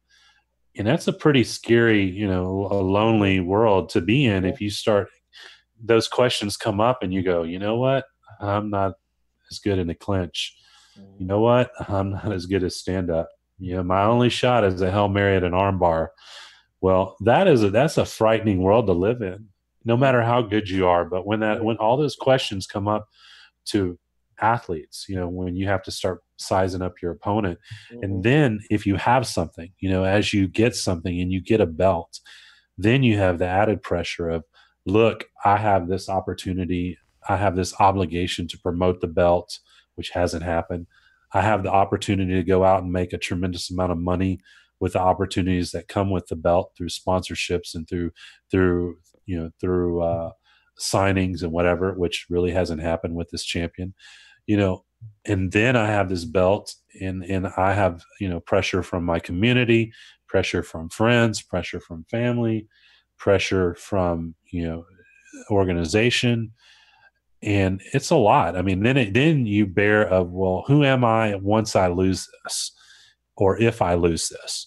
Mm. Those things all come up, and people, some people just they don't deal with it very well. You've heard athletes that were on top of the game and then they're not anymore, and they go and they have breakdowns. You can look at celebrity rehab and see that with Mhm. people that you probably thought they had it all together, in reality they were just barely hanging on. That's right. And I think a lot of athletes are like that because the whole game is built of highs and lows We could all also time, look, we could even on a also daily basis. yeah, we could Man, also look dog. right at Ronda Rousey when Ronda Rousey said after she lost her title, and this is no joke, Coach. Stop laughing. You stop laughing, Coach. We can look at Ronda Rousey when she said that after she lost her title, she didn't know who to be in the world if she wasn't that person anymore. So Sure, sure. she had that same thing. Now, Coach, I have a question for you, both you and Roger, but it's starting with Coach. Is there TJ said this? I don't know if TJ was being sarcastic when he said it, but this is, I think, a fair question. I just want to ask this for my Nico supporters in the comment section. Is there any validity to saying the point that is being made that Nikko's coming off of a foot surgery, the tonsil surgery. She is not in the wrong because she wants to be at the best she can be before she faces the best fighter she's ever going to face. Is that valid at all in this equation? What do you guys think? Well, yes, it is valid. But then when you say when you go off on Area Hawani, now we become invalid. Okay, now you man up. Oh, well, she ain't a man. Now you warming up against Area Hawani. Now you supposed to be injured, all this stuff, but you talking about, Ariel couldn't do this and do that. First of all, he a man, okay, and I don't think he would want to fight. And Ariel, I mean, just look at him. He look like he can't fight. Who the Oh hell? my You god. go slap him around. But then when Oh my god. Valentina bossed up on you, Valentina bossed up on you. Oh, now all of a sudden, oh, dang it, that tonsillitis, boy, that thing kicked in. You still getting that laser treatment on your foot. I mean, we know all this now. And then Valentina gets blocked. Soon as somebody boss up on you, okay? So she got bossed up on. All that stuff, okay, cool. How long does it take to recover from a tonsillectomy? How long? That means she got a tonsil taken out. I mean, it's about to be July now, man. Come on. It don't take, and she already back in the gym training. Mm. I mean, how we going to explain this, okay? The foot, that happened after her fight. That was back in December. Okay, after she had her last fight, she been recovering, man. Girl, back in the gym doing all kind of stuff with her foot. How's she gonna explain this? I think July 28th was ample enough time for her to be ready. Okay, I thought July because she was complaining back in what, April? Okay, April, wait a minute, May, June, July. That's 3 months. What? That's like what? 1, 2. That's 24 weeks. I mean, do Yeah. she need a damn 24-week training camp to get ready for Valentina? I mean, she might need a 52-week training camp to get ready. Because here go the thing, man. She can say whatever she want to say, okay? She can, block everybody who she want to block. But it's inevitable, man. And I wouldn't say this. I mean, I would actually tell it like it is. I mean, it's inevitable. You're not going to be, you ain't going to sit here and hold on to that belt, okay? Get all the little accolades that come with the belt. And then when it's time to fight, because, she already, see, and she let the cat out the bag. When she started talking about, what Sarge Eubanks deserves this and that, I'm like, yeah, I respect Sarge. But Sarge in there. She didn't get to fight for the belt. Okay, Mm. it's somebody else's turn. I knew it. See, I called this out months ago, y'all. Soon as she started talking that Sarge Eubanks stuff, I was like, man, come on, that girl don't want to fight. That girl don't want to fight. She gonna come up with every excuse. And I'm telling you, it's gonna be another one. Watch what I tell you. September the 8th gonna get close. And Roger, I'm not trying to jinx this, okay? I'll give you some Don't coach. No, jinx. no, I will no. give you There's probably going to be a line on Vegas about this very thing. I I will would give you totally some be Coach Shelton surprised. Come Harrison. on, I'll give you Roger. some holy water. Come on, I'm Roger. I Somebody's got Come going on, to set odds on this. You wait. Roger. You wait. Come on, There's going Roger. there's going to be some action on the side of whether or not she makes it to the fight, even See, after she's. I'm noticing, Roger. Coach gets he gets us both riled up. It happens to you too. You just can't help it. You get on with Coach. You get on with Coach. You just start. He just brings it he's out of you. he's Can't help it's he's a not that. guy. Go ahead. I'm sorry. it. What No, is no, it? no. No, say it, It's Roger. Go not that ahead. we No, picking no. on it. He's the guy you roll into the bar with, and you Yes, end up fight before you know it. And that's right. he's the one that started it. He is. But he's gonna get you hyped. That He's guy. gonna get you hyped. You're gonna That be guy. throwing hands. That's Coach all day long. Man, That's Coach. man, So, look. so Roger, what did you think when you hear what Coach just said right there? And I know you don't want to go too far into it, but Yes, do you do. you feel it is valid? Do you feel it's valid, or do you feel like Coach said that these injuries we've had ample time to be past this now? There's, you know, I'm an analytical person. I don't cannot pretend to be in somebody's shoes, but I've heard a lot of things. And one thing was Nikko mentioned that she had an injury that she felt was severe enough, and cannot. I don't doubt or question that at all at that point in time. And she said she really wasn't sure if she wanted to fight again. Now, Mm. when that happens and you're a champion, that's pretty heavy stuff. Like I told you, you have all these other pressures that's going on, and not everybody's cut out to be a champion. There are people in this world that they get success and they do not like it. That's right. They want it, but they don't want the responsibilities or I know people like this that are extremely intelligent, extremely gifted, but they self-destruct sometimes when they get the golden prize in life whether it be jobs or even through sporting accolades, and they self-destruct because they can't handle it. Now, I don't know this, but all I know, I can just tell you, I will speak for what I know of Valentina or Antonina.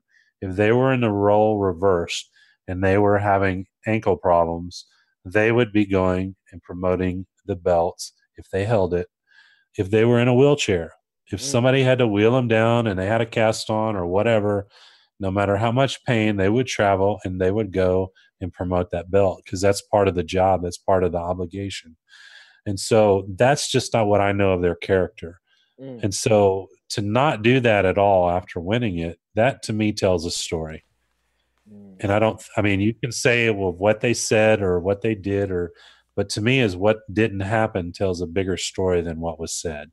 Roger, for the people who might not know, can you tell them what promoting the belt means? Everybody might know, but just in case we have listeners that don't understand what you mean by promoting the belt.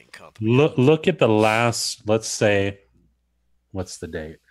Look at the last 6 weeks, or even look at the last since the beginning of the year, since Valentina fought. That's promoting the division. She's done a tremendous amount of promoting the division by one, fighting, by two, engaging with fans, going to appearances. Now, they just don't let everybody do that. You have to, one, get to a certain level before that starts happening. Two, you take advantage of when you get an opportunity. I'm going to pull the curtains back. How that works is, every fighter, I guess at some point would like to do that. You would think it makes a lot of sense. But there are fighters that have gotten, they make them a guest fighter. Well, they go and they either don't know what to do or they don't want to participate in much, or they just may go and, like I said, they're not, a gregarious person. They don't interact well, and they may be shy. You don't know all these things, but when you go, you have to make most of your opportunity because you're always meeting somebody. And when you understand the business of things, it's about relationships. So no matter what your ranking is, that helps. Don't get me wrong. That's a big part of it. But when you get opportunities, you have to build these relationships and build the relationships with fans. That's why when Valentina has a signing, her signing is usually one of the longest, and it has been since they first started having her do that.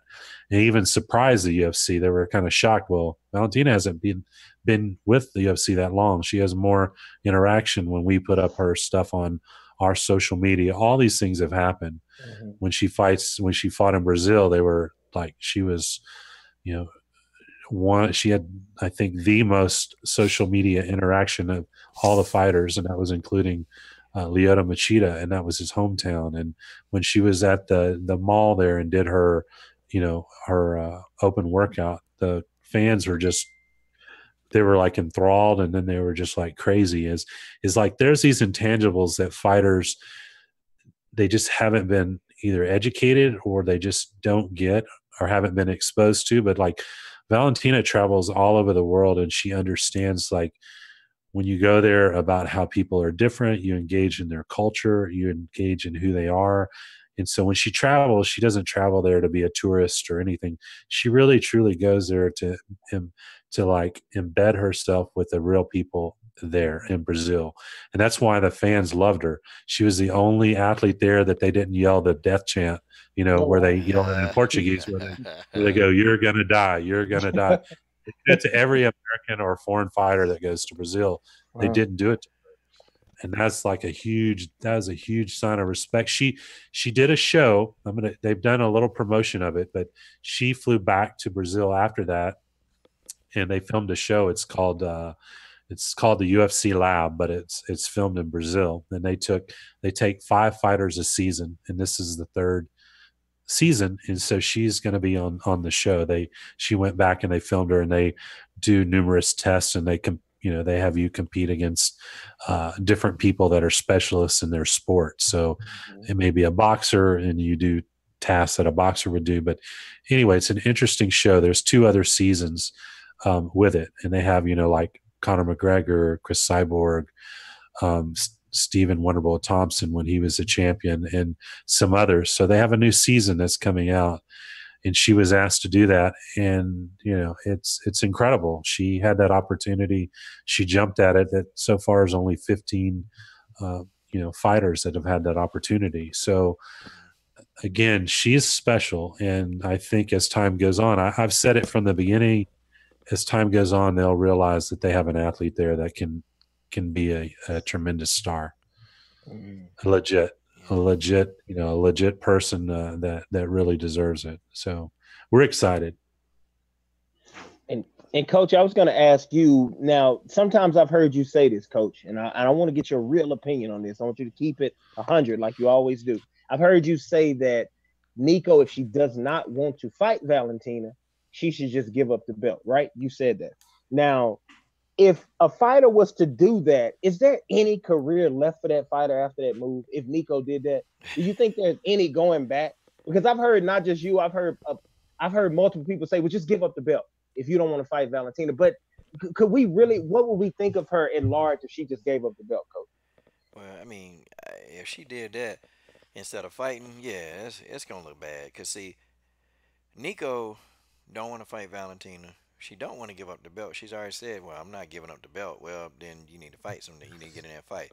So, if she would have just give up the belt like Jermaine is like been in exile. Like we ain't seen Jermaine since she lost that belt. I don't know where We ain't Jermaine is. seen Jermaine Durant, man. If Nikko, that's a bad thing in MMA. Seeing boxing, they do it all the time. So we don't even think about them belts, man. Boxing, we are, oh, okay, gave up his belts. Okay, Hey, okay. Coach, I have to give a quick shout out. Hey, Brian Jensen, I see that you're in the chat. Hey, There he is. You're going to be surprised, Coach. I have to give you credit. I really enjoy your breakdowns that you do. You have a good voice. You have good inflection in your voice, and as you gain knowledge in the sport, I think you're going to do well in breaking down fights. So Shout out to Brian Jensen. Great job. Great shout out, Roger. I enjoy his channel. I just don't agree that all the bantamweights suck, though. That's I don't agree with that either. All the bantamweights pretty much suck.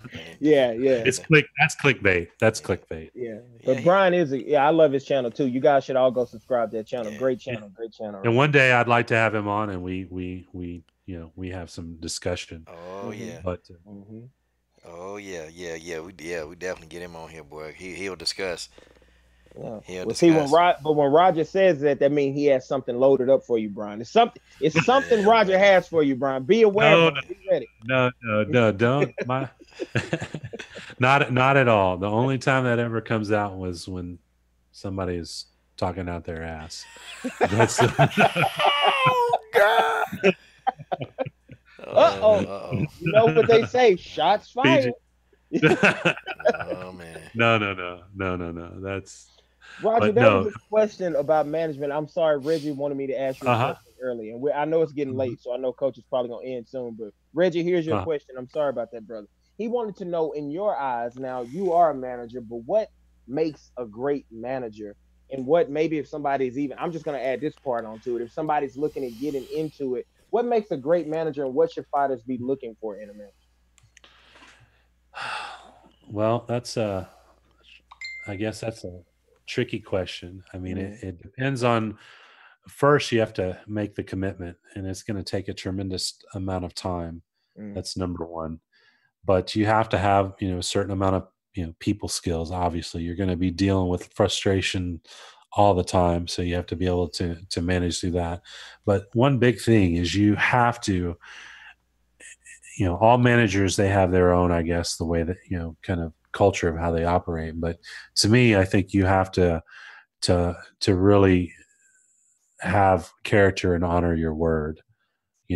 That's the main thing is, if you say you're going to do something, you have to try your best to make sure it happens. Cause that is really important with the fighters and with the organizations you're working with. And sometimes, you may have had everything worked out and you think it's going to work out. And then the last minute, somebody, throw a curveball in on it.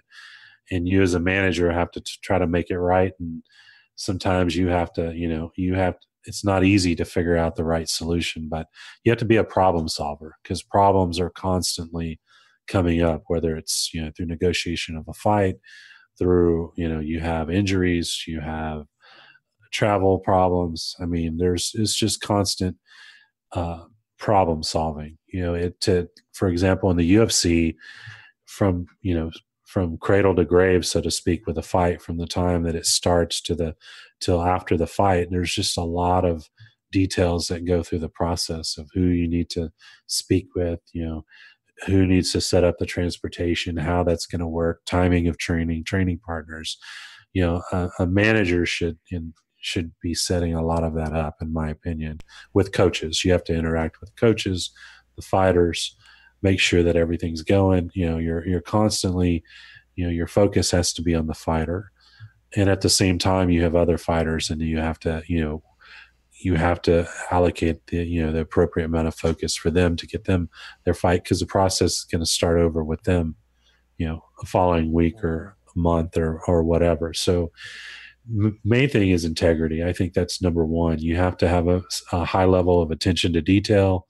You have to have negotiating skills. You have to have a good vision, because as a manager, you should be looking forward, not backwards or even in real time. Fighters, like, for example, you have to work with a fighter where they're living in the moment and not living in the future, because their focus has to be now.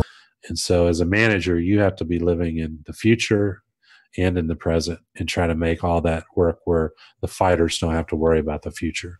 Woo, Eric, I better take over from here, man, because you still living in the past. Woo. Why'd you say I was living in the past? What do you mean? What happened? I don't know. I was just trying to see what you say to the statement, and you didn't I was bite. Yeah, I you was didn't bite. no, I was actually scared because of the way the new setup is here. I actually thought I was behind, so you scared me right there for a minute. I was like, "Oh my God, I am living." I thought I was 5 minutes back, so it scared No, me. this ain't behind. It, This is probably in the past too. This new setup, but that's okay. Mhm. I'm gonna get it. it's working. It's working. It's working pretty well. So Yeah. I have a question for you guys. Okay, let's So go. Let's now, do Let's go. so we started out with Antonina. it. Mhm. We were going to talk about Antonina. We kind of strayed off where even I'm talking about management. Mhm. That's right. But what did you guys see in that fight with Antonina, and what did y'all like about it? What surprised you guys? Um, you know, I kind of mentioned I've read and hear several people said, "Oh, she's going to fight here and go up to 135." She said it now numerous times in interviews that she's staying at 125. She's going to be at 125. So I will tell you guys, y'all have to get used to her being at 125. Just get used But to it. what do you guys think about it? What do y'all think about Woo. her at 1? Go ahead, coach. I'm gonna go ahead, coach. I know you're ready. Go for it. Now, Roger, this the same Antonina Shevchenko that told me maybe about 16 months ago in the interview that I'm not gonna do MMA. Now I said, now hold on now. Now now hold on now. All this now come on now. You training with your sister. Your sister in the octagon on the UFC, and she told me, she said, nope, Muay Thai. I like And Muay that Thai. was 100% legit at the Yeah, time. That Mhm. 100% her focus. but you know what? I think I spoke this into existence. See, I called it out. I called this right. I said, man, she gonna get in there. I said, Roger, yeah, come on, man. And I You would ask stay you with it. periodically. I would ask you periodically, hey, has she made her mind up yet? No, man, she's sticking out with Muay Thai. I would ask you. And now, boy, reality. The Mm. happiest day came on Thursday. What day was that? Tuesday. Sorry. Happiest day came on Tuesday. She got that contract, and I started thinking. I sat back and I said, man, she in the UFC, and she said she wasn't going to the UFC. Mm. How was Antonina gonna explain this one? I started thinking it, and then I said, you know, okay, well she gonna come in at bantamweight, but then I got a shocker. She came in and Roger's like, hey, what do you think about Antonina fighting that flyweight? I'm like, whoa, a Shevchenko sister showdown. Holy crap, man, is it gonna ever happen though? And then you were kind of just chopping at the bit a little bit. You was kind of you was kind of ciphering little bits out here and there. But see, you really couldn't give me a straight answer. No matter how many times I asked, I couldn't get a straight answer. I said, okay, he's he's not gonna tell me. Okay, he's gonna keep his mouth shut on this one. Okay, I got it. So I'm good I at secrets, man. I tell you, I know. There are people that you tell a secret. I know who I can tell a secret to, and I can walk in the direction and get the answer back. But I'm pretty good at secrets. So That's yeah, probably another well great characteristic for a manager to have. yeah, so now I'm thinking, What is gonna happen? And this is the golden question that It is. Antonina and Valentina, they kind of they slipped that punch when Antonina was on TV, and I don't know who it was. It was oh crap, it was Laura Sanko asked her.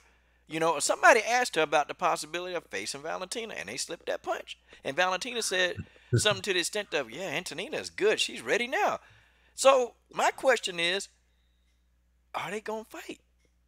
Because Mm. because your boy Dana White said that's weird. But Ant, how we gonna explain Ant, this? Antonina answered that today. Said, I'm starting out at the bottom of the division, and I'm going to work my way up to the top. So there's going to be a certain amount of time for that to take place. So it's not even warranted of really having a discussion.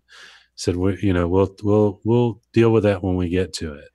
That So that almost sounds like down the road. a This It slip, man, sounds was that like a slip? that's Was that a it slip? sounds like a nah, possibility. nah. I See, think it I, sounds I think like I think you caught one on the chin. You kind of caught. That almost sound like to me, Roger. Now this psychology 101. It sounds like she's saying, "Let me get a few wins up under my belts, that's what it feels like to and me then too. this fight may be a possibility." Ooh. And then Well, if that happens, I got questions. Wait a minute. What is Pavel's plan? What corner is Pavel going to? Is Pavel going to run from one side of the octagon to the other? I mean, what plan does Pavel have for this? have we ever even had that in combat sports? A sibling fight like it. I know we mentioned the it's very. Klitschko's and boxing, Charlos and boxing, but have we ever had that happen in combat sports? I can't think of it off the top of my head. I don't think it'll happen. I Yeah, don't think it'll happen. I just think it'll be too. My personal opinion is I don't think it'll happen. I don't even know. And in the comment section, let's be honest. In the comment section, would you guys even really want to see two sisters? What would it? How would the public receive it? They would I want love to it. ask that. They would love it. You They think they would would sell love so it? many. Oh God, The yes, best Oh fight, my the god! best, man. absolutely. They would. Oh the. Oh, it would go crazy. It would be a tremendous seller. It would have to be Just a good fight, and it would be a good fight. But I'm saying it couldn't end quick because if it ended quick, the people with the setup stage fight hmm. thing would come out too. So if it was, have to have some brutality to it. Since brutality is kind of their floating Their word in the brand. yeah, their Yeah, brand. that's Yeah, their brand. that's their That's brand. their brand. Yeah, Man, that's their brand. that fight could Brutality be in is the their seven brand. figure. That fight could be seven figures, man. If them two if they built it up right. Nick, come on. But I you see can't. TT coach, you see TT right there. Hope to never see siblings fight each other. I do think there will be a group of people. See, and there's somebody else that said, TT, Small I, group. yeah, There's I a TT. do. small group. Yeah, Now TT and then trying to act like she ain't smack her little brother around, or she ain't going there and backhand her sister. Come and on, then well, same thing. There's Benji too, and then there's Oh different. man, So I do think it would be. This is 2018 into I 2019. beat my People cousin up, man. Come on. people would want to see that, but I'm saying I do think there might be a group of people who are like, man, they're sisters, But the overall feeling would be, I'm buying that pay per view. I just want to see it.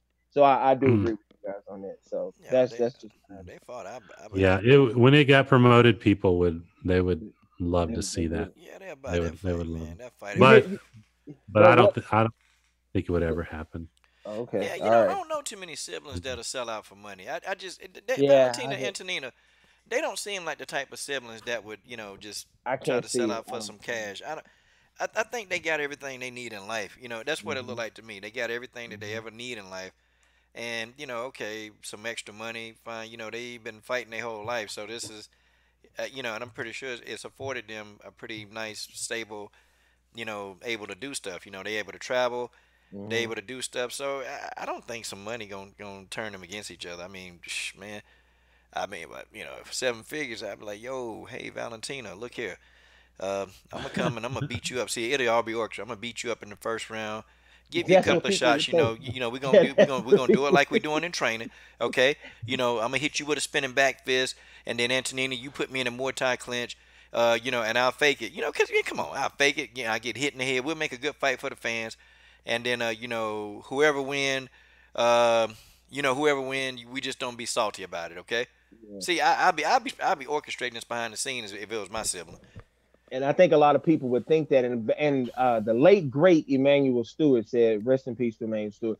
He said one time when he was speaking about the Klitschko brothers, he said something that I've always thought about. siblings fighting that it's either going to go one or two ways. It's going to be they're not going to want to engage too much because of that, or they're going to actually it's going to turn into the most brutal thing you've ever seen. And I do agree, not just these two, but if we ever get that in combat sports, it's either going to be I don't know, I don't want to go too hard, or it's just going to be savage. So I Well, don't know. see, it's genius, that the UFC and the two, that Antonina's there because everybody's talking about that. Every media outlet is pretty much everyone has asked this very question. And so most people that come into the UFC, they're getting asked of, well, what are how does it feel to be in the UFC? What were the lights like? And all these things. First question she gets is, what's going to happen, if you girls have to fight against each other for the title? Exactly. So it's actually an intriguing thing. I mean, for numerous reasons, but we're not at that point yet. So, and it's great to have it out there floating. It's just something. It's fodder for conversation as it floats out. Go ahead, Coach. I'm sorry I cut you off right there. Go ahead. No, you ain't cut me off. Well, I tell you, it's something brewing though. Oh, it's something brewing with this whole thing. And I think we're gonna find. I think we're gonna be surprised. But I'm telling you, I kind of know a little bit about a little bit of stuff. I know a little bit, but and I know when somebody up to something. I think y'all up to something. You hear him, Coach? You heard it. You heard it in his voice. Yeah, I think y'all up to something. And I don't think the public can know right now, but that's okay. I'm good at keeping secrets. I think you're gonna keep it secret, but I think y'all up to something. And I'm telling y'all. I think this probably will be one of the biggest promoted female women's MMA fights in history if it goes down. But I think you guys are up to something. I don't know yet. Did you hear him, Coach? Coach, did you hear Roger when I said a few people said it once? He said they'd buy it, it would sell, they would buy it. I said, When Roger said that, I said, wait a minute now. There might be some wheels turning. I tell you, for all like when Valentina had her fight in Brazil and they, all the aftermath about, it was a mismatch, or all the blood, or it was brutal, it's whatever. But when people watched it, the replays of it was, high level of replays. People that weren't watching it, they had their hands over their eyes, but then they were opening their fingers. Yes. And then they were closing it. Right. They were watching. And Roger, I need you to respond to this because I've been meaning for this, Eric. I ain't mean to cut you off, man. No, go ahead, go do your thing. Okay, so for people that think Antonina does not deserve to be in the UFC, for people who think that Antonina was just given this opportunity, what do you say to that? As far as through this contender series or in general? Well, you got your haters, and we got, people. I think some people just don't like seeing me happy. That I'm happy for them. I just think they don't. But I'm extremely. But what would you say to the person? Well, Antonina. Let's just say the hater. Of course, when we had discussions with the UFC, along the path. I mean, Antonina had a couple of options, and one was this is just in some discussions. Is one, the division's pretty full. See what happens. See if there's an opportunity.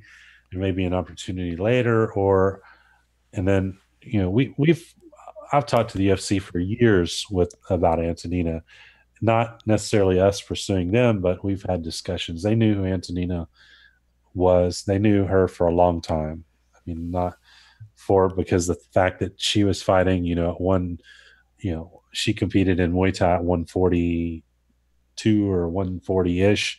So, we've talked before about her.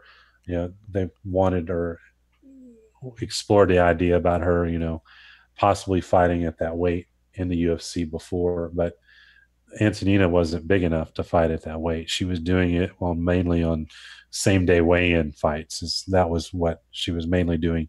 She fought professionally at 135. So anyway, it was no secret. It was no secret of us, having discussions. And so when Antonina went there, I mean, there's risk involved. This was no gimme. I mean, she had a tough opponent originally that was going to be a very well matched. And it was like 1 week before the fight, my phone, I get a text. I can't remember. I was responding to somebody's text first thing in the morning, and my phone went off, and said Antonina's opponent's out. She has an injury. Went, and I dropped I dropped an God. explicative.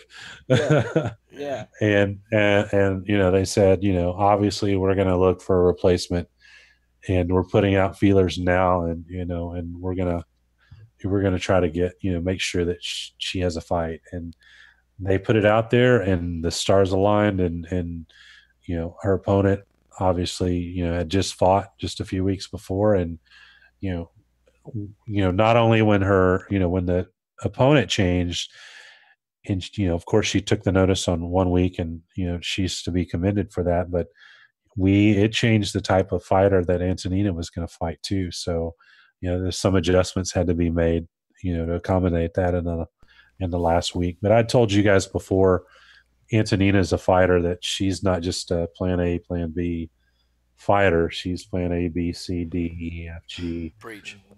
So, yeah, until you run out of the alphabet. She has so many tools, and just like now that she's fighting at 125 and she's on the upper end of the size, she can start using tools. I mean, you haven't seen it yet, but wait till y'all start seeing Antonina's elbows.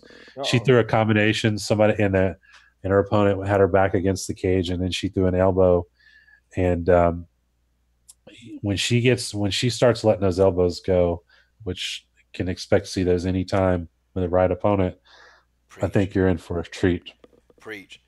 Roger, is it going to be brutal, or are they going to be brutal? That's what I want to know. It's going to be brutal. Let's talk about it, brother. When Muay Thai is a brutal sport. I mean, you look at Muay Thai. I mean, the fighters, when fights end, sometimes they have 6, 7, 8 cuts from elbows going on. I mean, because actually MMA, they stop fights way sooner over cuts than they do in true Muay Thai fights. So I think their brand, like I told you, I think it's going to be brutal, just because the nature of their skill. They're tremendously, each of them are strong. I don't think people appreciate how strong Antonina is. She looks thin, but gosh, she's really strong. And you couple that with technique and just pure intensity and desire and tremendous athleticism. I mean, I don't know if Antonina never slowed in that fight, not one bit. And that speaks of, does she need to stay at 125? Is she too big? I heard that, is she too big at 125? And I don't know where that's coming from. She obviously is not. Preach it, brother. Preach to the choir. Wait a minute. Preach to the church, man. Tell it, because I've been saying the same thing. I guess when you biased, it just makes everything feel so much better now. Because I've been saying the same thing. I've been telling y'all. Matter of fact, let me point at some people. You TC Johnson, Talk to him. I told you, TC. I tried to tell you this, but TC, did you listen? No, you didn't. Okay. You, Dennis Espinoza, before you took that walk down the hall, I told you. I tried to tell y'all. Y'all didn't listen. I tried to tell you. Now you're going to listen. Now you're going to listen, because this is exactly what I've been telling y'all. I've been telling y'all this. Oh, man. Woo, baby. Tell it. Biased, but balanced. Now, Coach, you noticed, and I know you said it earlier when my mic was going in and out, you were speaking about Roger putting this stamp of brutality in all of our brains today. You notice how he just keeps saying brutal, brutal, brutal. I love it, but I also want to say, Roger, we really want that Nikko fight to happen. Stop saying that right now, Roger. Don't say it yet. Are you implying for us to infer that she may be? Say it. Is she scared? Yeah. No.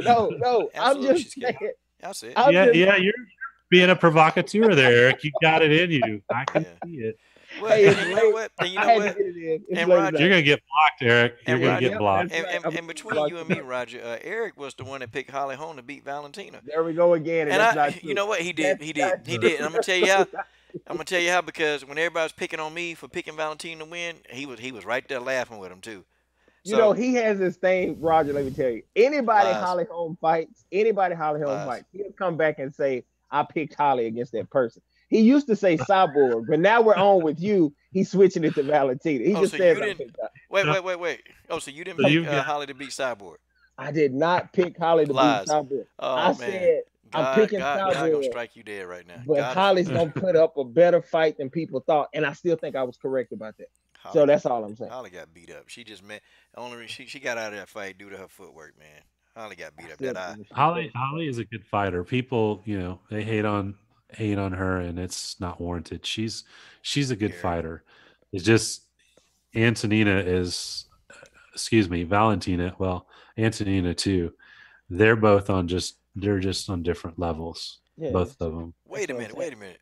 Are you saying that you think Antonina defeats Holly Holm as Uh oh, well? wait a minute. Wait a minute now.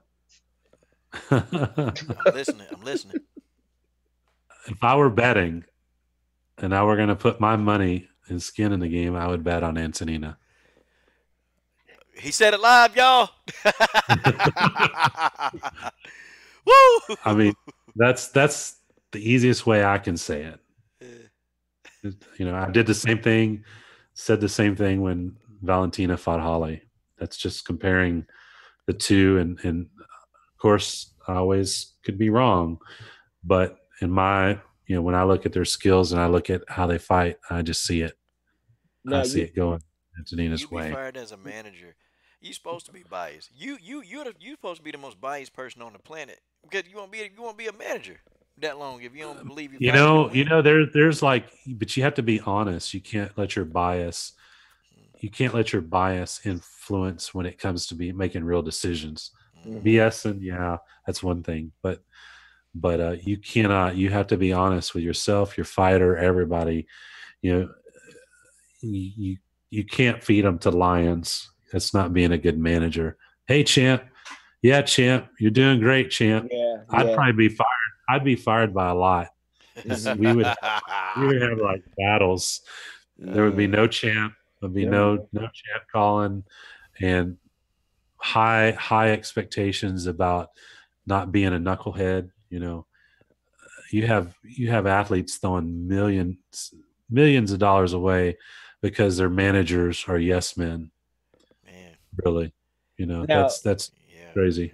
now, Roger, Pay attention. where I do deserve some stuff, but see, Coach, see, even my friend Guitar Babe, you see over there, Eric stop line. She believes Coach, and Coach is not even telling the truth. They believe him, but where I How can I see, not be telling the truth? you see how You Coach Dunn, did, dude. You was Guitar like, no, Babe, see, look, I'm gonna tell you Guitar how he Babe spun it. is I'm gonna my tell, friend. I'm, Guitar Babe is my friend, and you have her believing I'm gonna some tell nut. you, I'm gonna tell you how he spun it. See, he was real slick, but I picked it up. See, the Go, rest, go, everybody else didn't go, pick it up. I picked it up. go. I'm gonna tell you how he spun it. How did He I was say like, it? well, Come on. I gotta play devil's advocate here, And what if Holly pulls up the upset? See, I'm like, nah, ain't no what ifs, man. Come on, the odds on this fight, Chris would, you I knew. was trying to be Man, fair. you haven't figured Eric's style out yet. Tell him, That's that's you tell him, that's Roger. not What's even a curveball. That's just his off speed pitch, man. That's right. That's just Oh, my lightweight stuff, Coach. That's dear my God, lightweight stuff dear when I'm throwing God, it. dear I God. just try to give both sides. Y'all know me. I try to give people love on both sides. But where I do deserve some you can make fun of me here, Roger. And I'm just gonna go ahead and admit it. Coach has already Uh, done it. He was nice. I'm gonna go ahead and admit it right now. I picked me. I'm gonna say it softly, but I did pick Negan to upset Holly. And,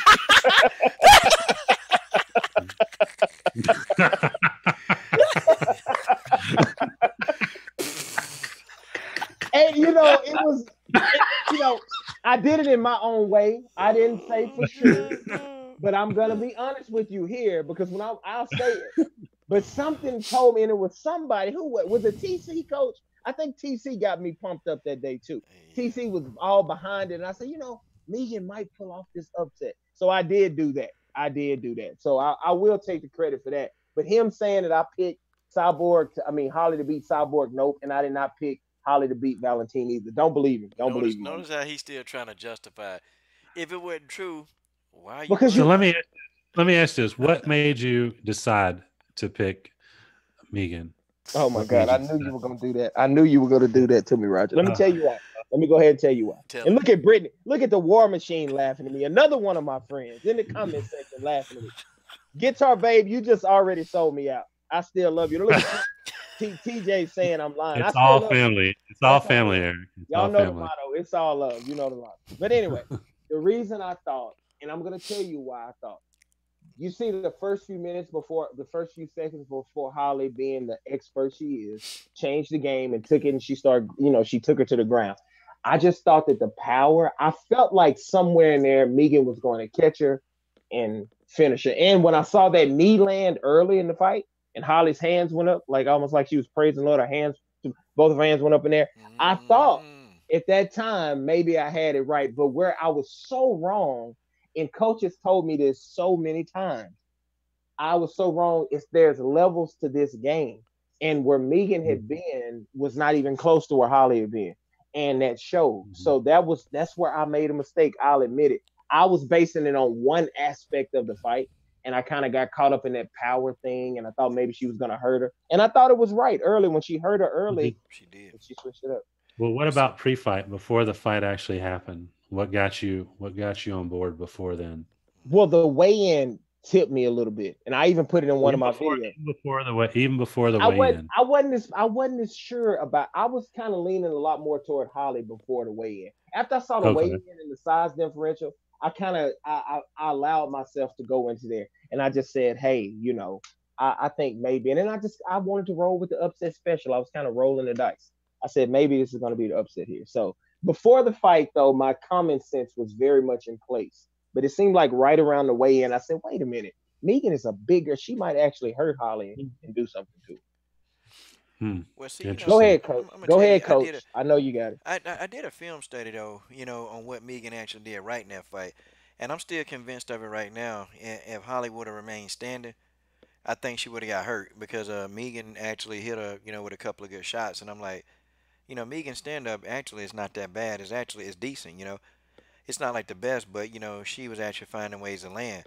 And see, if I was a trainer, and I think James Krause, her coach, I think he is a good coach. I think he's a good trainer. If I was a trainer, I probably would have prepared the same way because, future fights from Holly, and this is something I learned too, boy, you better prepare for everything. Because future fights with Holly, I mean, they don't even give you any indication that she gonna try to take you down, except for when she kept trying to take Jermaine down and she couldn't do it. So it's like, okay, but all her other fights, man, from then on out after Jermaine, she didn't try for any takedowns. She didn't give any indication of that whatsoever. So I can see where they thought, okay, here's our advantage. We're gonna do what Valentina did. We're gonna counterpunch you to death. Okay, we're gonna do what Jermaine did. We're gonna counterpunch you to death. Hmm. I may not have any ground, but if you can counterpunch Holly Holm, you can actually win the fight. See, that's what There's they were thinking. there's only a few Germains and Valentinas in this world. Mm. And Jermaine ground ain't that And great, but her takedown defense is actually pretty well, I'm good. talking well, I'm talking about striking. I'm Oh, talking about countering and striking. mm. There's only a handful of world-class strikers in the world, and luckily I managed two of them. Go ahead, Roger. Yeah. Yeah, I'll preach. I'll preach. Go But ahead. but no, I was just curious. I mean, in listening, again, I Hmm. told Coach this because Coach believes in strength and conditioning. He's, that's Hmm. important in the programs that he runs. But for fighters, I'll stick to this, and I'm sure there's a whole bunch of teams and coaches that disagree with me. But I think until a fighter, if they're deficient in a skill, if they're spending their time lifting weights, they're wasting their time. Mm. Because if you're lifting weights, there's an alternative to do it with a body and gain skill at the same time in a certain discipline through wrestling, through judo, through jujitsu, through whatever. There's an equivalent exercise and movement to build skill. And every time that you start seeing these promos and talking about these athletes and all the strength and conditioning and all this stuff, almost every time you see when they get in a ring, most of the time, you'll see that skill deficiency just become glowing like a bonfire. And I think what you're talking about, Roger, are you talking about more specifically speaking?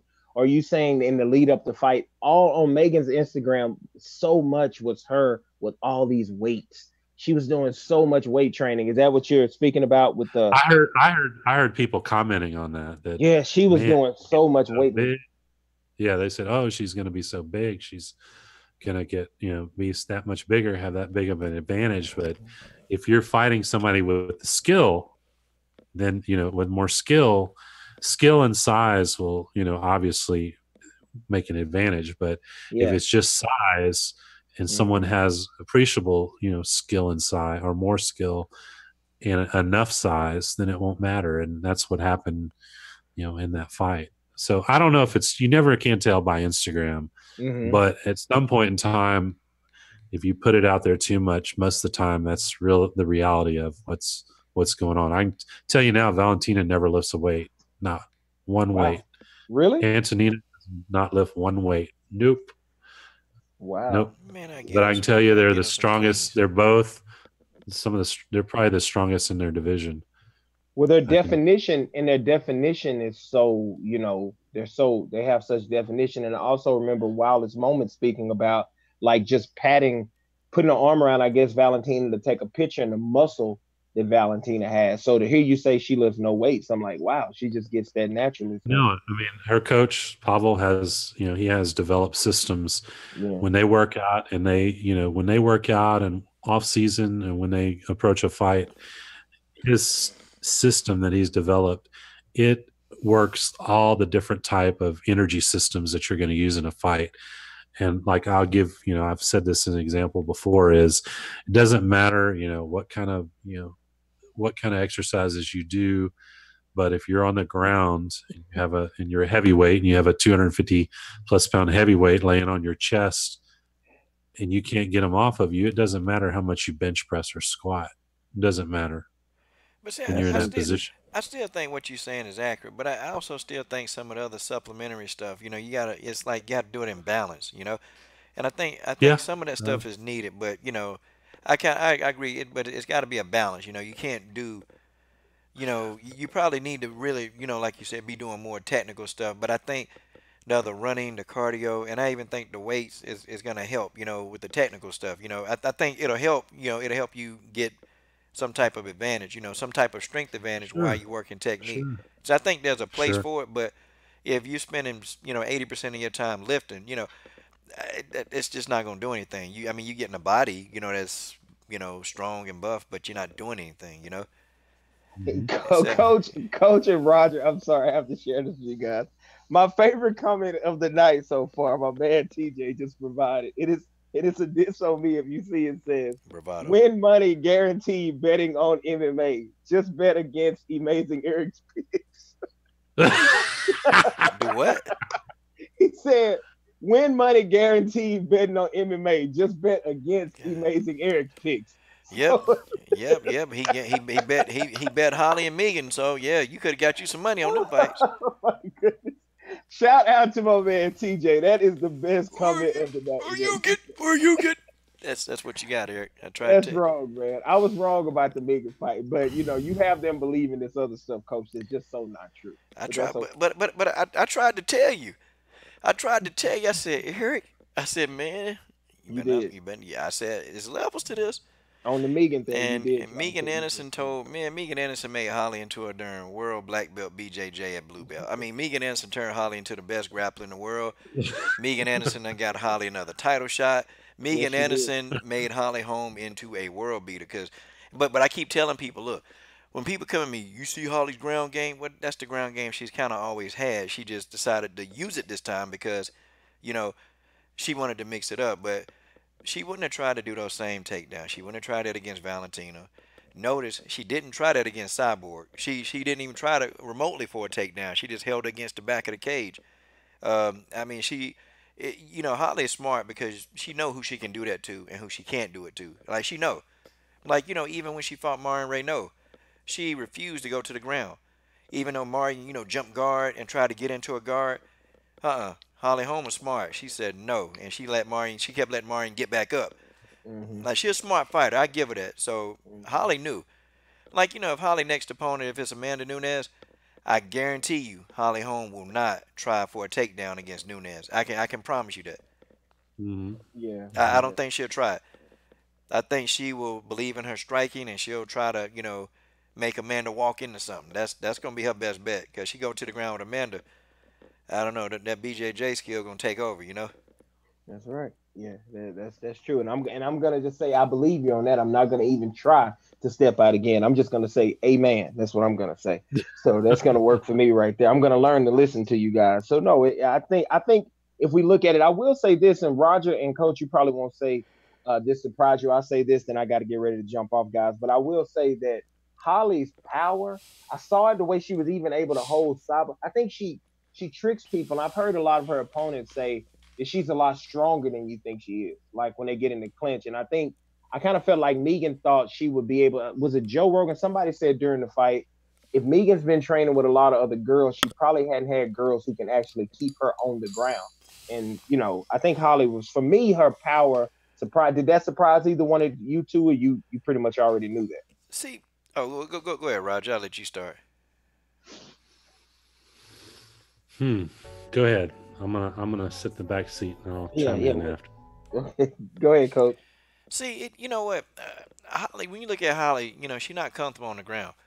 Even when she had Megan down, you can tell like, she was like like she was confused. Like, she'll get down and she'll get into like a half mount, and then you can tell she was trying to transition into a full mount, but then she kind of thought about it, and then she stayed in into a half mount, which I'm like, okay, I mean, you got the girl, you got to beat, just go ahead and transition into a full mount, like she was doing like a lot of thinking down there, and then even some of my other movements, like she wasn't really trying to transition into any kind of submission. She just kind of just held Megan down, and she didn't allow Megan to get back up, and she would throw her strikes in between, but you can kind of tell that she was like a fish out of water. But she was so strong that she was able to match wits with strength when it came to Megan. Like she was able to do it and got her down, but I really didn't see her do like anything like spectacular on the ground. Like when you get like I'll give you an example. Like you get somebody like even a Juliana Pena, when she gets you down, she's actually good when she can get you into a full mount. Juliana transitions very quickly, from a side mount to a full mount, and then she'll start raining down her offense. Like Juliana's good, and Juliana's good at getting up off her back. I've seen Holly Holm, be on her back, and let me tell you, that's not a good position. She don't know how to get up. Like she really don't. And I think if Megan would have got her to her back, I think Megan would have been in control in the fight, because it's just something she's not used to. Her body just not used to doing it. I mean, if all you do and all most of your career is like how to strike, you know how to throw punches, you know how to kick, and that's where she's strong at. Then okay, now you get in there with a wrestler who can get a hold of you like Miesha Tate. Like, and I'm gonna break this down. People kept saying, "Well, Miesha Tate got lucky." No, I did the film study. I don't know. Miesha Tate got a takedown, and the same kind of takedown on Holly Holm. She did it not one time, she did it twice, okay? She was able to do the exact same takedown. It wasn't coincidence that Miesha Tate could get Holly Holm down. It's because Miesha understands what angles to attack. She understands. And she did it enough times. She kept trying. But then when Miesha figured it out, see, that's when, people, well, she was desperate. No, Miesha saw the opening because Holly kept presenting the open. Miesha ran in, and she got the takedown at an angle, which Holly Holm, she not prepared for that. She just, it was tough, man. Her on the ground, it looked to the untrained eye, it looked like she dominating. But it's a lot of things like, say like Valentina. Valentina would have got up. Like Valentina would have been able to get up and get back to her feet. Or Valentina, like there were points in the fight that I thought if Megan understood submissions. I mean, Holly opened, the door for a submission. It was right there, That's true. That's true. It it was right there. It was several of them. I mean, like, Megan, even, she didn't even get her knees, in between her and Holly to separate so she can try to get back up. Or, Megan didn't even try to slide back to the cage. Like she never tried to, move her hips back to the cage so she can use the cage to get back up. Megan just laid there. Yeah. And, when you own somebody like Megan Anderson who not going to present any problems, I mean, it's like, okay, well, against a real life grappler, she going to be in trouble. Mm-hmm. Yeah. Well, usually you start seeing where someone's at when they're on the ground. If they're flat, they're in trouble. The number one thing when you're on the ground is the fighter has to start moving their hips. If they don't start moving their hips and they get their back flat, they're dead. They're a dead fish. Mm-hmm. And and that's where you can start seeing a fighter where they are. That's the big thing. I think Holly made some improvements. It was good to see that. I mean, I think she did a really good job, and I was surprised a little bit that Megan was flattened and stayed as flattish that she was for as long as she was. But that's the key is a fighter has to have good hips. That has to be like in your sleep. If somebody's laying on you, you can't let them lay on you. You have to get those hips out, shrimp those hips out, and then start looking for space, recover guard, or half guard first, and recover full guard, because jujitsu is sequencing, and it's about position. You have to get your transition, position, submission, and that's so important. And then understanding is sequencing. It's like an if then. It's like a computer. Jiu-jitsu is a lot like a computer in the sense of, well, this person's this position. I'm going to move here. This is where they're likely to go. Am I going to be one step ahead of them? And that takes a lot of time on the mat to start getting ahead, unless there's some people that are extraordinary and they can catch up, or they have a really good instructor that can teach that sequencing, and and and it happened. But there's, fortunately, Holly does have an incredible jujitsu coach. She has a great jujitsu coach. She has a good team around her there. I don't know much about Megan's team at all, but I can say that Holly's jujitsu coach, he's friends with a good friend of mine who's a master in jujitsu, and he's legit. I think another thing that could have possibly happened there, and I've heard different fighters speak on this, is when you are a fighter and you're coming up from like maybe Invicta, or you have your first shot at the big time and you fought a certain level of fighter. Usually when you put your big thing down and that happens, you're in control of the fight because those fighters don't have another level to go to. I think Megan landing that big knee early and and actually winning the striking game, I would say it was a fair point to make that she was doing well in the stand up.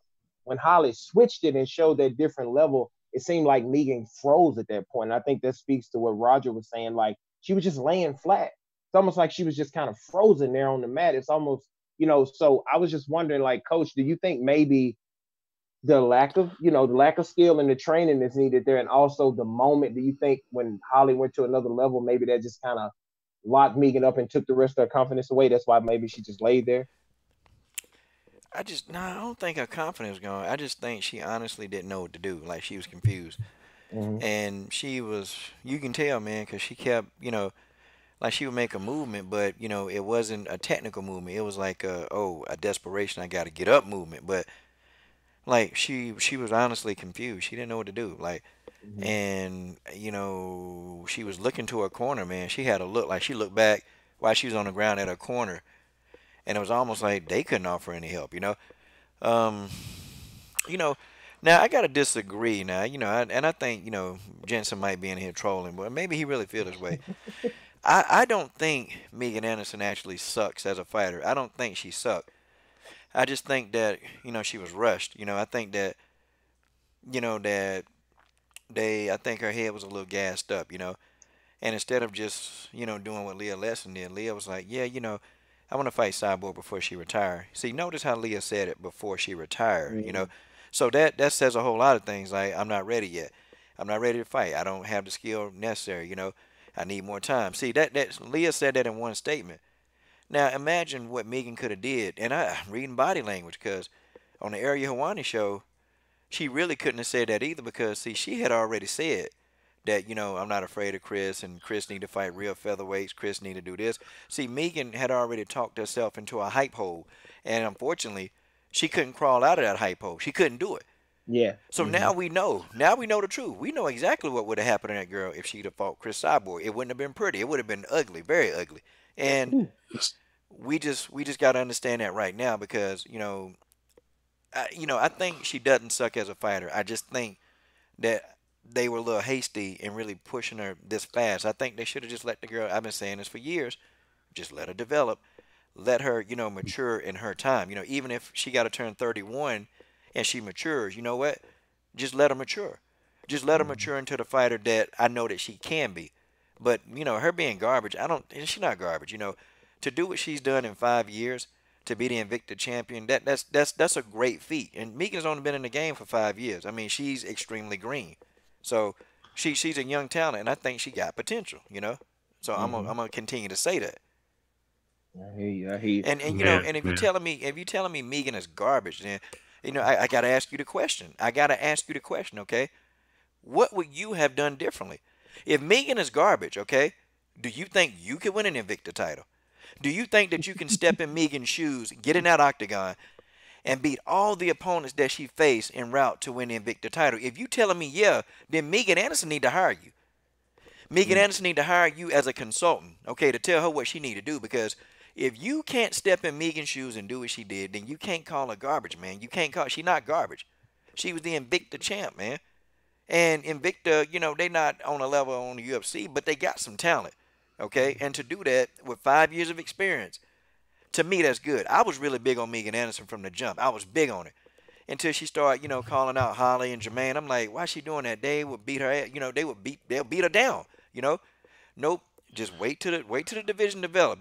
See, Megan still should have been in training. Then when the tough, season was over, cause they were hiring Megan. They were gonna bring her in anyway, and she got in. Wait till the tough season over, then fight some opponents, man, on her level, and then build herself up. See, now we wouldn't be having this discussion. We wouldn't be. Megan would be, being prepared. We would not have this discussion right now. Brian, do you ever have any aspirations of being a journalist in MMA?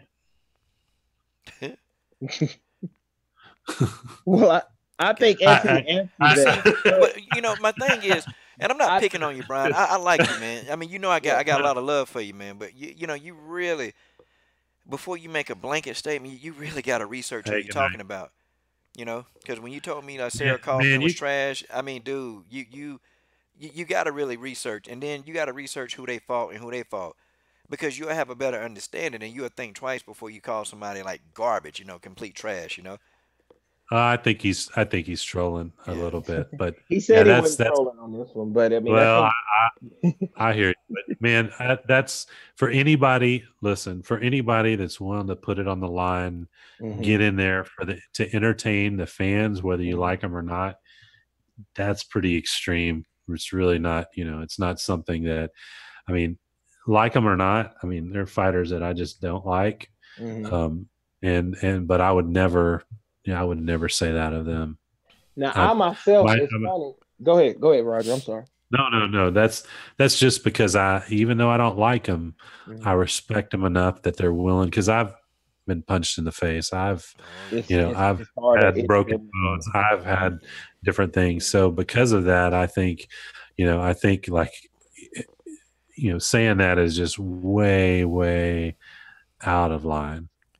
Well, I think there's a level of I think there's an opinion, because the term whenever anyone, this is not at all singling out Brian, this is just in general. I'm saying whenever someone says a fighter is garbage, that term is subjective and not absolute every time, because it's that person's opinion, and everybody has a right to their opinion, but everybody sees it a different way. So, if a person, if he's not trolling and that's just what he thinks, that's what he's thinking. But I think like what I usually say is, when people, I think, Roger, you can speak on that, and you know that more than us, because you see that pressure. And we know, if you go to a fight, Coach, when you went to the fights there in Carolina, I know the fights I go to, the pressure, I would say, I always tell people, I was in San Antonio, Texas, when they had the Canelo Alvarez Austin Trout fight. You have 44,000 people there, and I think 43,000 of those people wanted Austin Trout dead. So when Austin Trout is like coming to this ring, you feel all this pressure, and this newfound respect for fighters comes over me. Like, man, they're willing to go in and do stuff that a lot of us would only just talk about doing. Well, see, most people don't really appreciate the fact that when the fighters go into the ring, there's a chance that they can die. Yeah, that's true. And most people don't think about that, but it's true. Not the last Legacy fight I went to, I managed some fighters that are in Legacy, and we went in the fight before one of my fighters was going to fight. The young man took a body kick in his right below his heart, and he went back and went into cardiac arrest and actually died in the ring, and they brought him back. So, and was he the best fighter? No, wasn't the best fighter. Should he have been in there? Probably not. Mm-hmm. but he had the balls to go in there and fight.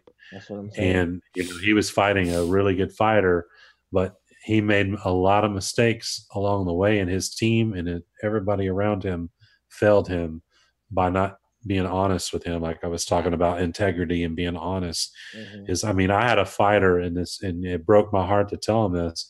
He had everything. He had the desire. He had the talent. He had the physic. He was a physical just specimen, but he did not have a chin. If he got touched anywhere on the chin or behind the ear, he was getting KO'd.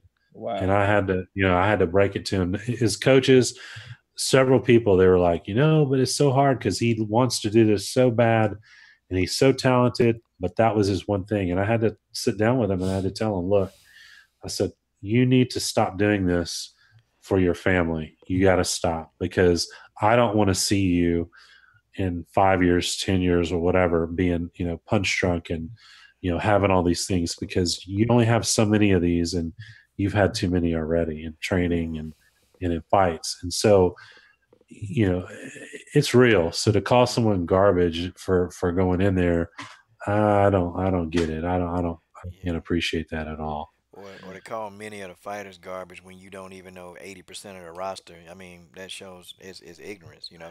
No, I mean, in part of it, I think, it could be for effect, but, you know, I think if you go in there and you get punched in the face, you get kicked in the ribs, you get bloodied up, bruised up, Mm-hmm. not just the fight, because that's actually the fight's the short part of it. That's the easy part of it. It's Mm-hmm. the 8-week commitment to prepare for those. I mean, Brittany's in here; she's done it. That's the hardest part. The part of waking up in the morning and going, oh, I got to go through this process, and then dealing with the little injuries, and then you got to go try to go to bed with those injuries. I mean, Yeah. and then get motivated and go through this because it's fighter, a real fighter. They know the prize is at the end, but it's a repetitive process. It's not glamorous. It's when you really look at what it takes to get into the ring and be successful, you should respect those fighters. Really. I think we all do respect the sport, and we're not trying to pick on Brian here. We're just speaking in general, and we I'm say just that trying to actually about fighting. educate Brian. I like Yeah. Brian, Mm-hmm. and I've seen it. I've listened to his talks. I've been to his channel. He has a Mm-hmm. lot to offer. But if you say this, what you put out there, you can't take it back. If Yeah. you ever aspire to do this, and they look back and a fighter sees this, they will never talk to you Yeah. ever. Yeah. Don't be So like that's me, Managers Brian. will Don't do. be nah. Well, So I don't even think I'm that bad though. yeah. I mean, if I think they can and fight, they can even fight. even amateur, even amateur boxers, I go and I watch and I see people, and they're starting, and you can tell they just don't have the development or technical development. Mm-hmm. And you have to be honest with people of what their aspirations are, but at the same time, you give them some encouragement, and because everybody started somewhere. No one started. They didn't put the gloves on and become high level. They did whatever they did in their trade to, do it a million times and then do it after they were injured. And, they kept on doing it, and they never quit. You got to respect that. And the That's all. nerve, the level of guts that it takes. You got to think it's two people in combat sports. It's two people fighting, and we're all out watching. It's so many more people watching than actually in there fighting. So the nerve of the people to to do that is one bit. And it's funny. What's funny in this discussion is sometimes I've told Coach I get criticized and I catch heat all the way on the other end of this because people say I'm not hard enough on fighters because I'm always so. It's like people do want to hear a little bit of it, but I No, always no, there's you can't. I mean, you.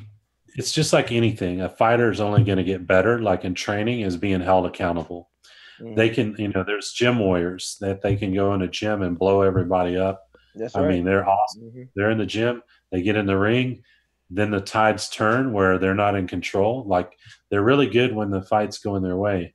When the fight turns and the tide gets bad, Mm-hmm. because they're a gym hero, Mm-hmm. then when it counted, they couldn't overcome that. Their mind couldn't overcome Mm-hmm. that.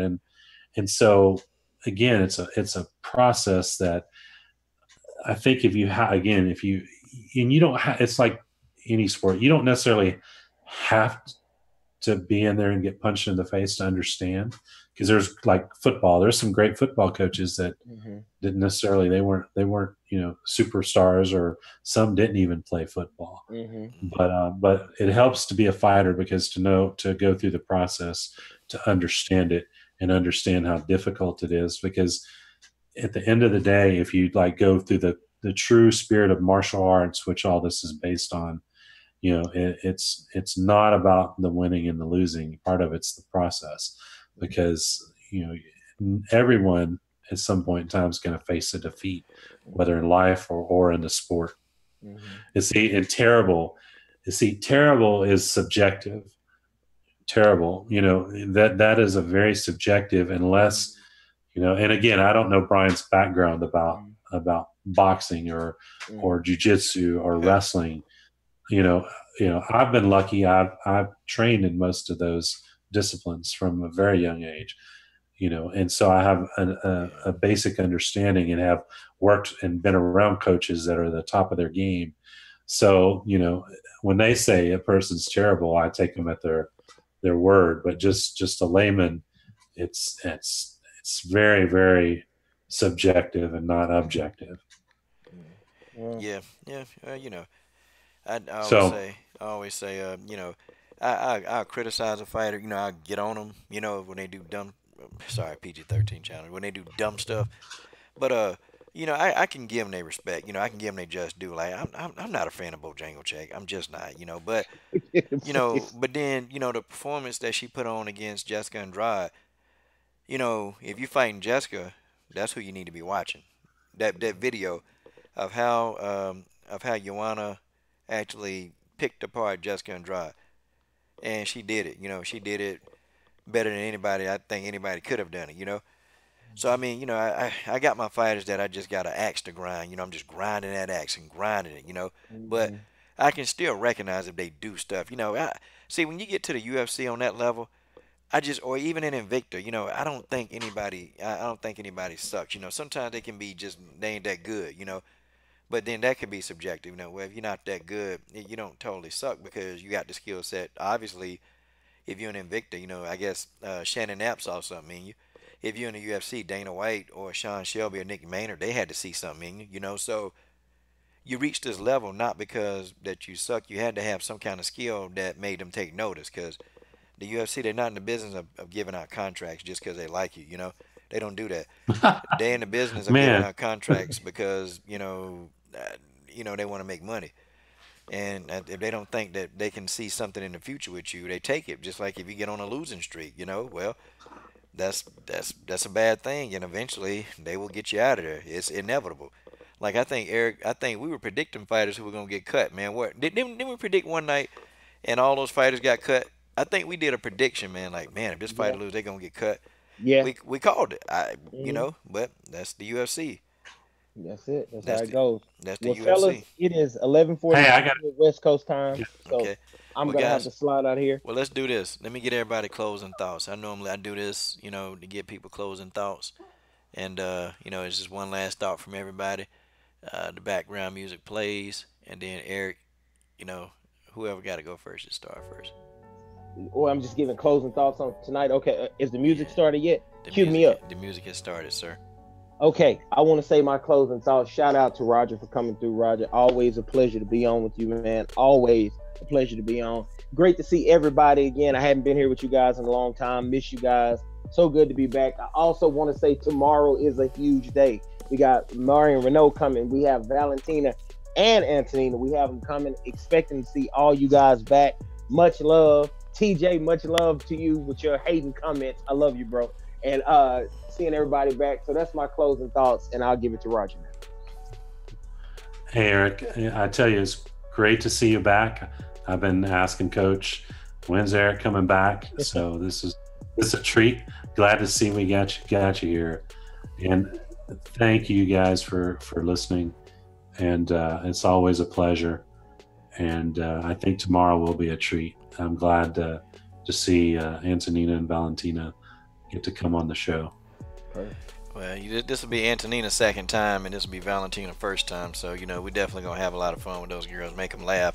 I don't see Valentina laugh much, but I'm gonna make her laugh one or two times, so she'll, you know, uh, yeah, take a deep breath. But nah, we're just gonna be good though. We're gonna have fun, guys. So tomorrow, okay, starting at 1 o'clock Eastern Standard Time, the Belizean Bruiser Marion Reynaud is gonna join the show. And then at 3:30 Eastern Standard Time, wow, Antonina and Valentina Shevchenko, they're going to join the show. And guys, I got another surprise for y'all. One where I ain't told nobody about this. Hannah Gabriels at 8:30. Oh, well, she gave me a time range because she gotta get some kids. She gotta get her kids and go to her mom's and pick the kids up. Between 8:30 and 9 o'clock p.m. Eastern Standard Time, Hannah Gabriels is returning, and she's excited, man. She ready to talk. She ready to get it in, and she definitely appreciated you guys the first time. When she got to talk to me. So, guys, yeah, man, tomorrow's a big day, y'all. So the stream didn't kick us out today. I'm kind of excited about that. It kind of worked, but it worked that night. So let's see during the day.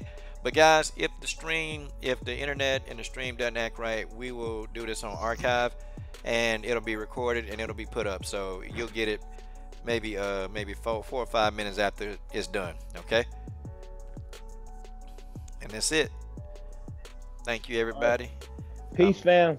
Peace, everybody. Good night. Coach Shelton Harrison on behalf of Roger Allen and Amazing Combat Sports. Amazing Eric Combat Sports. Good night.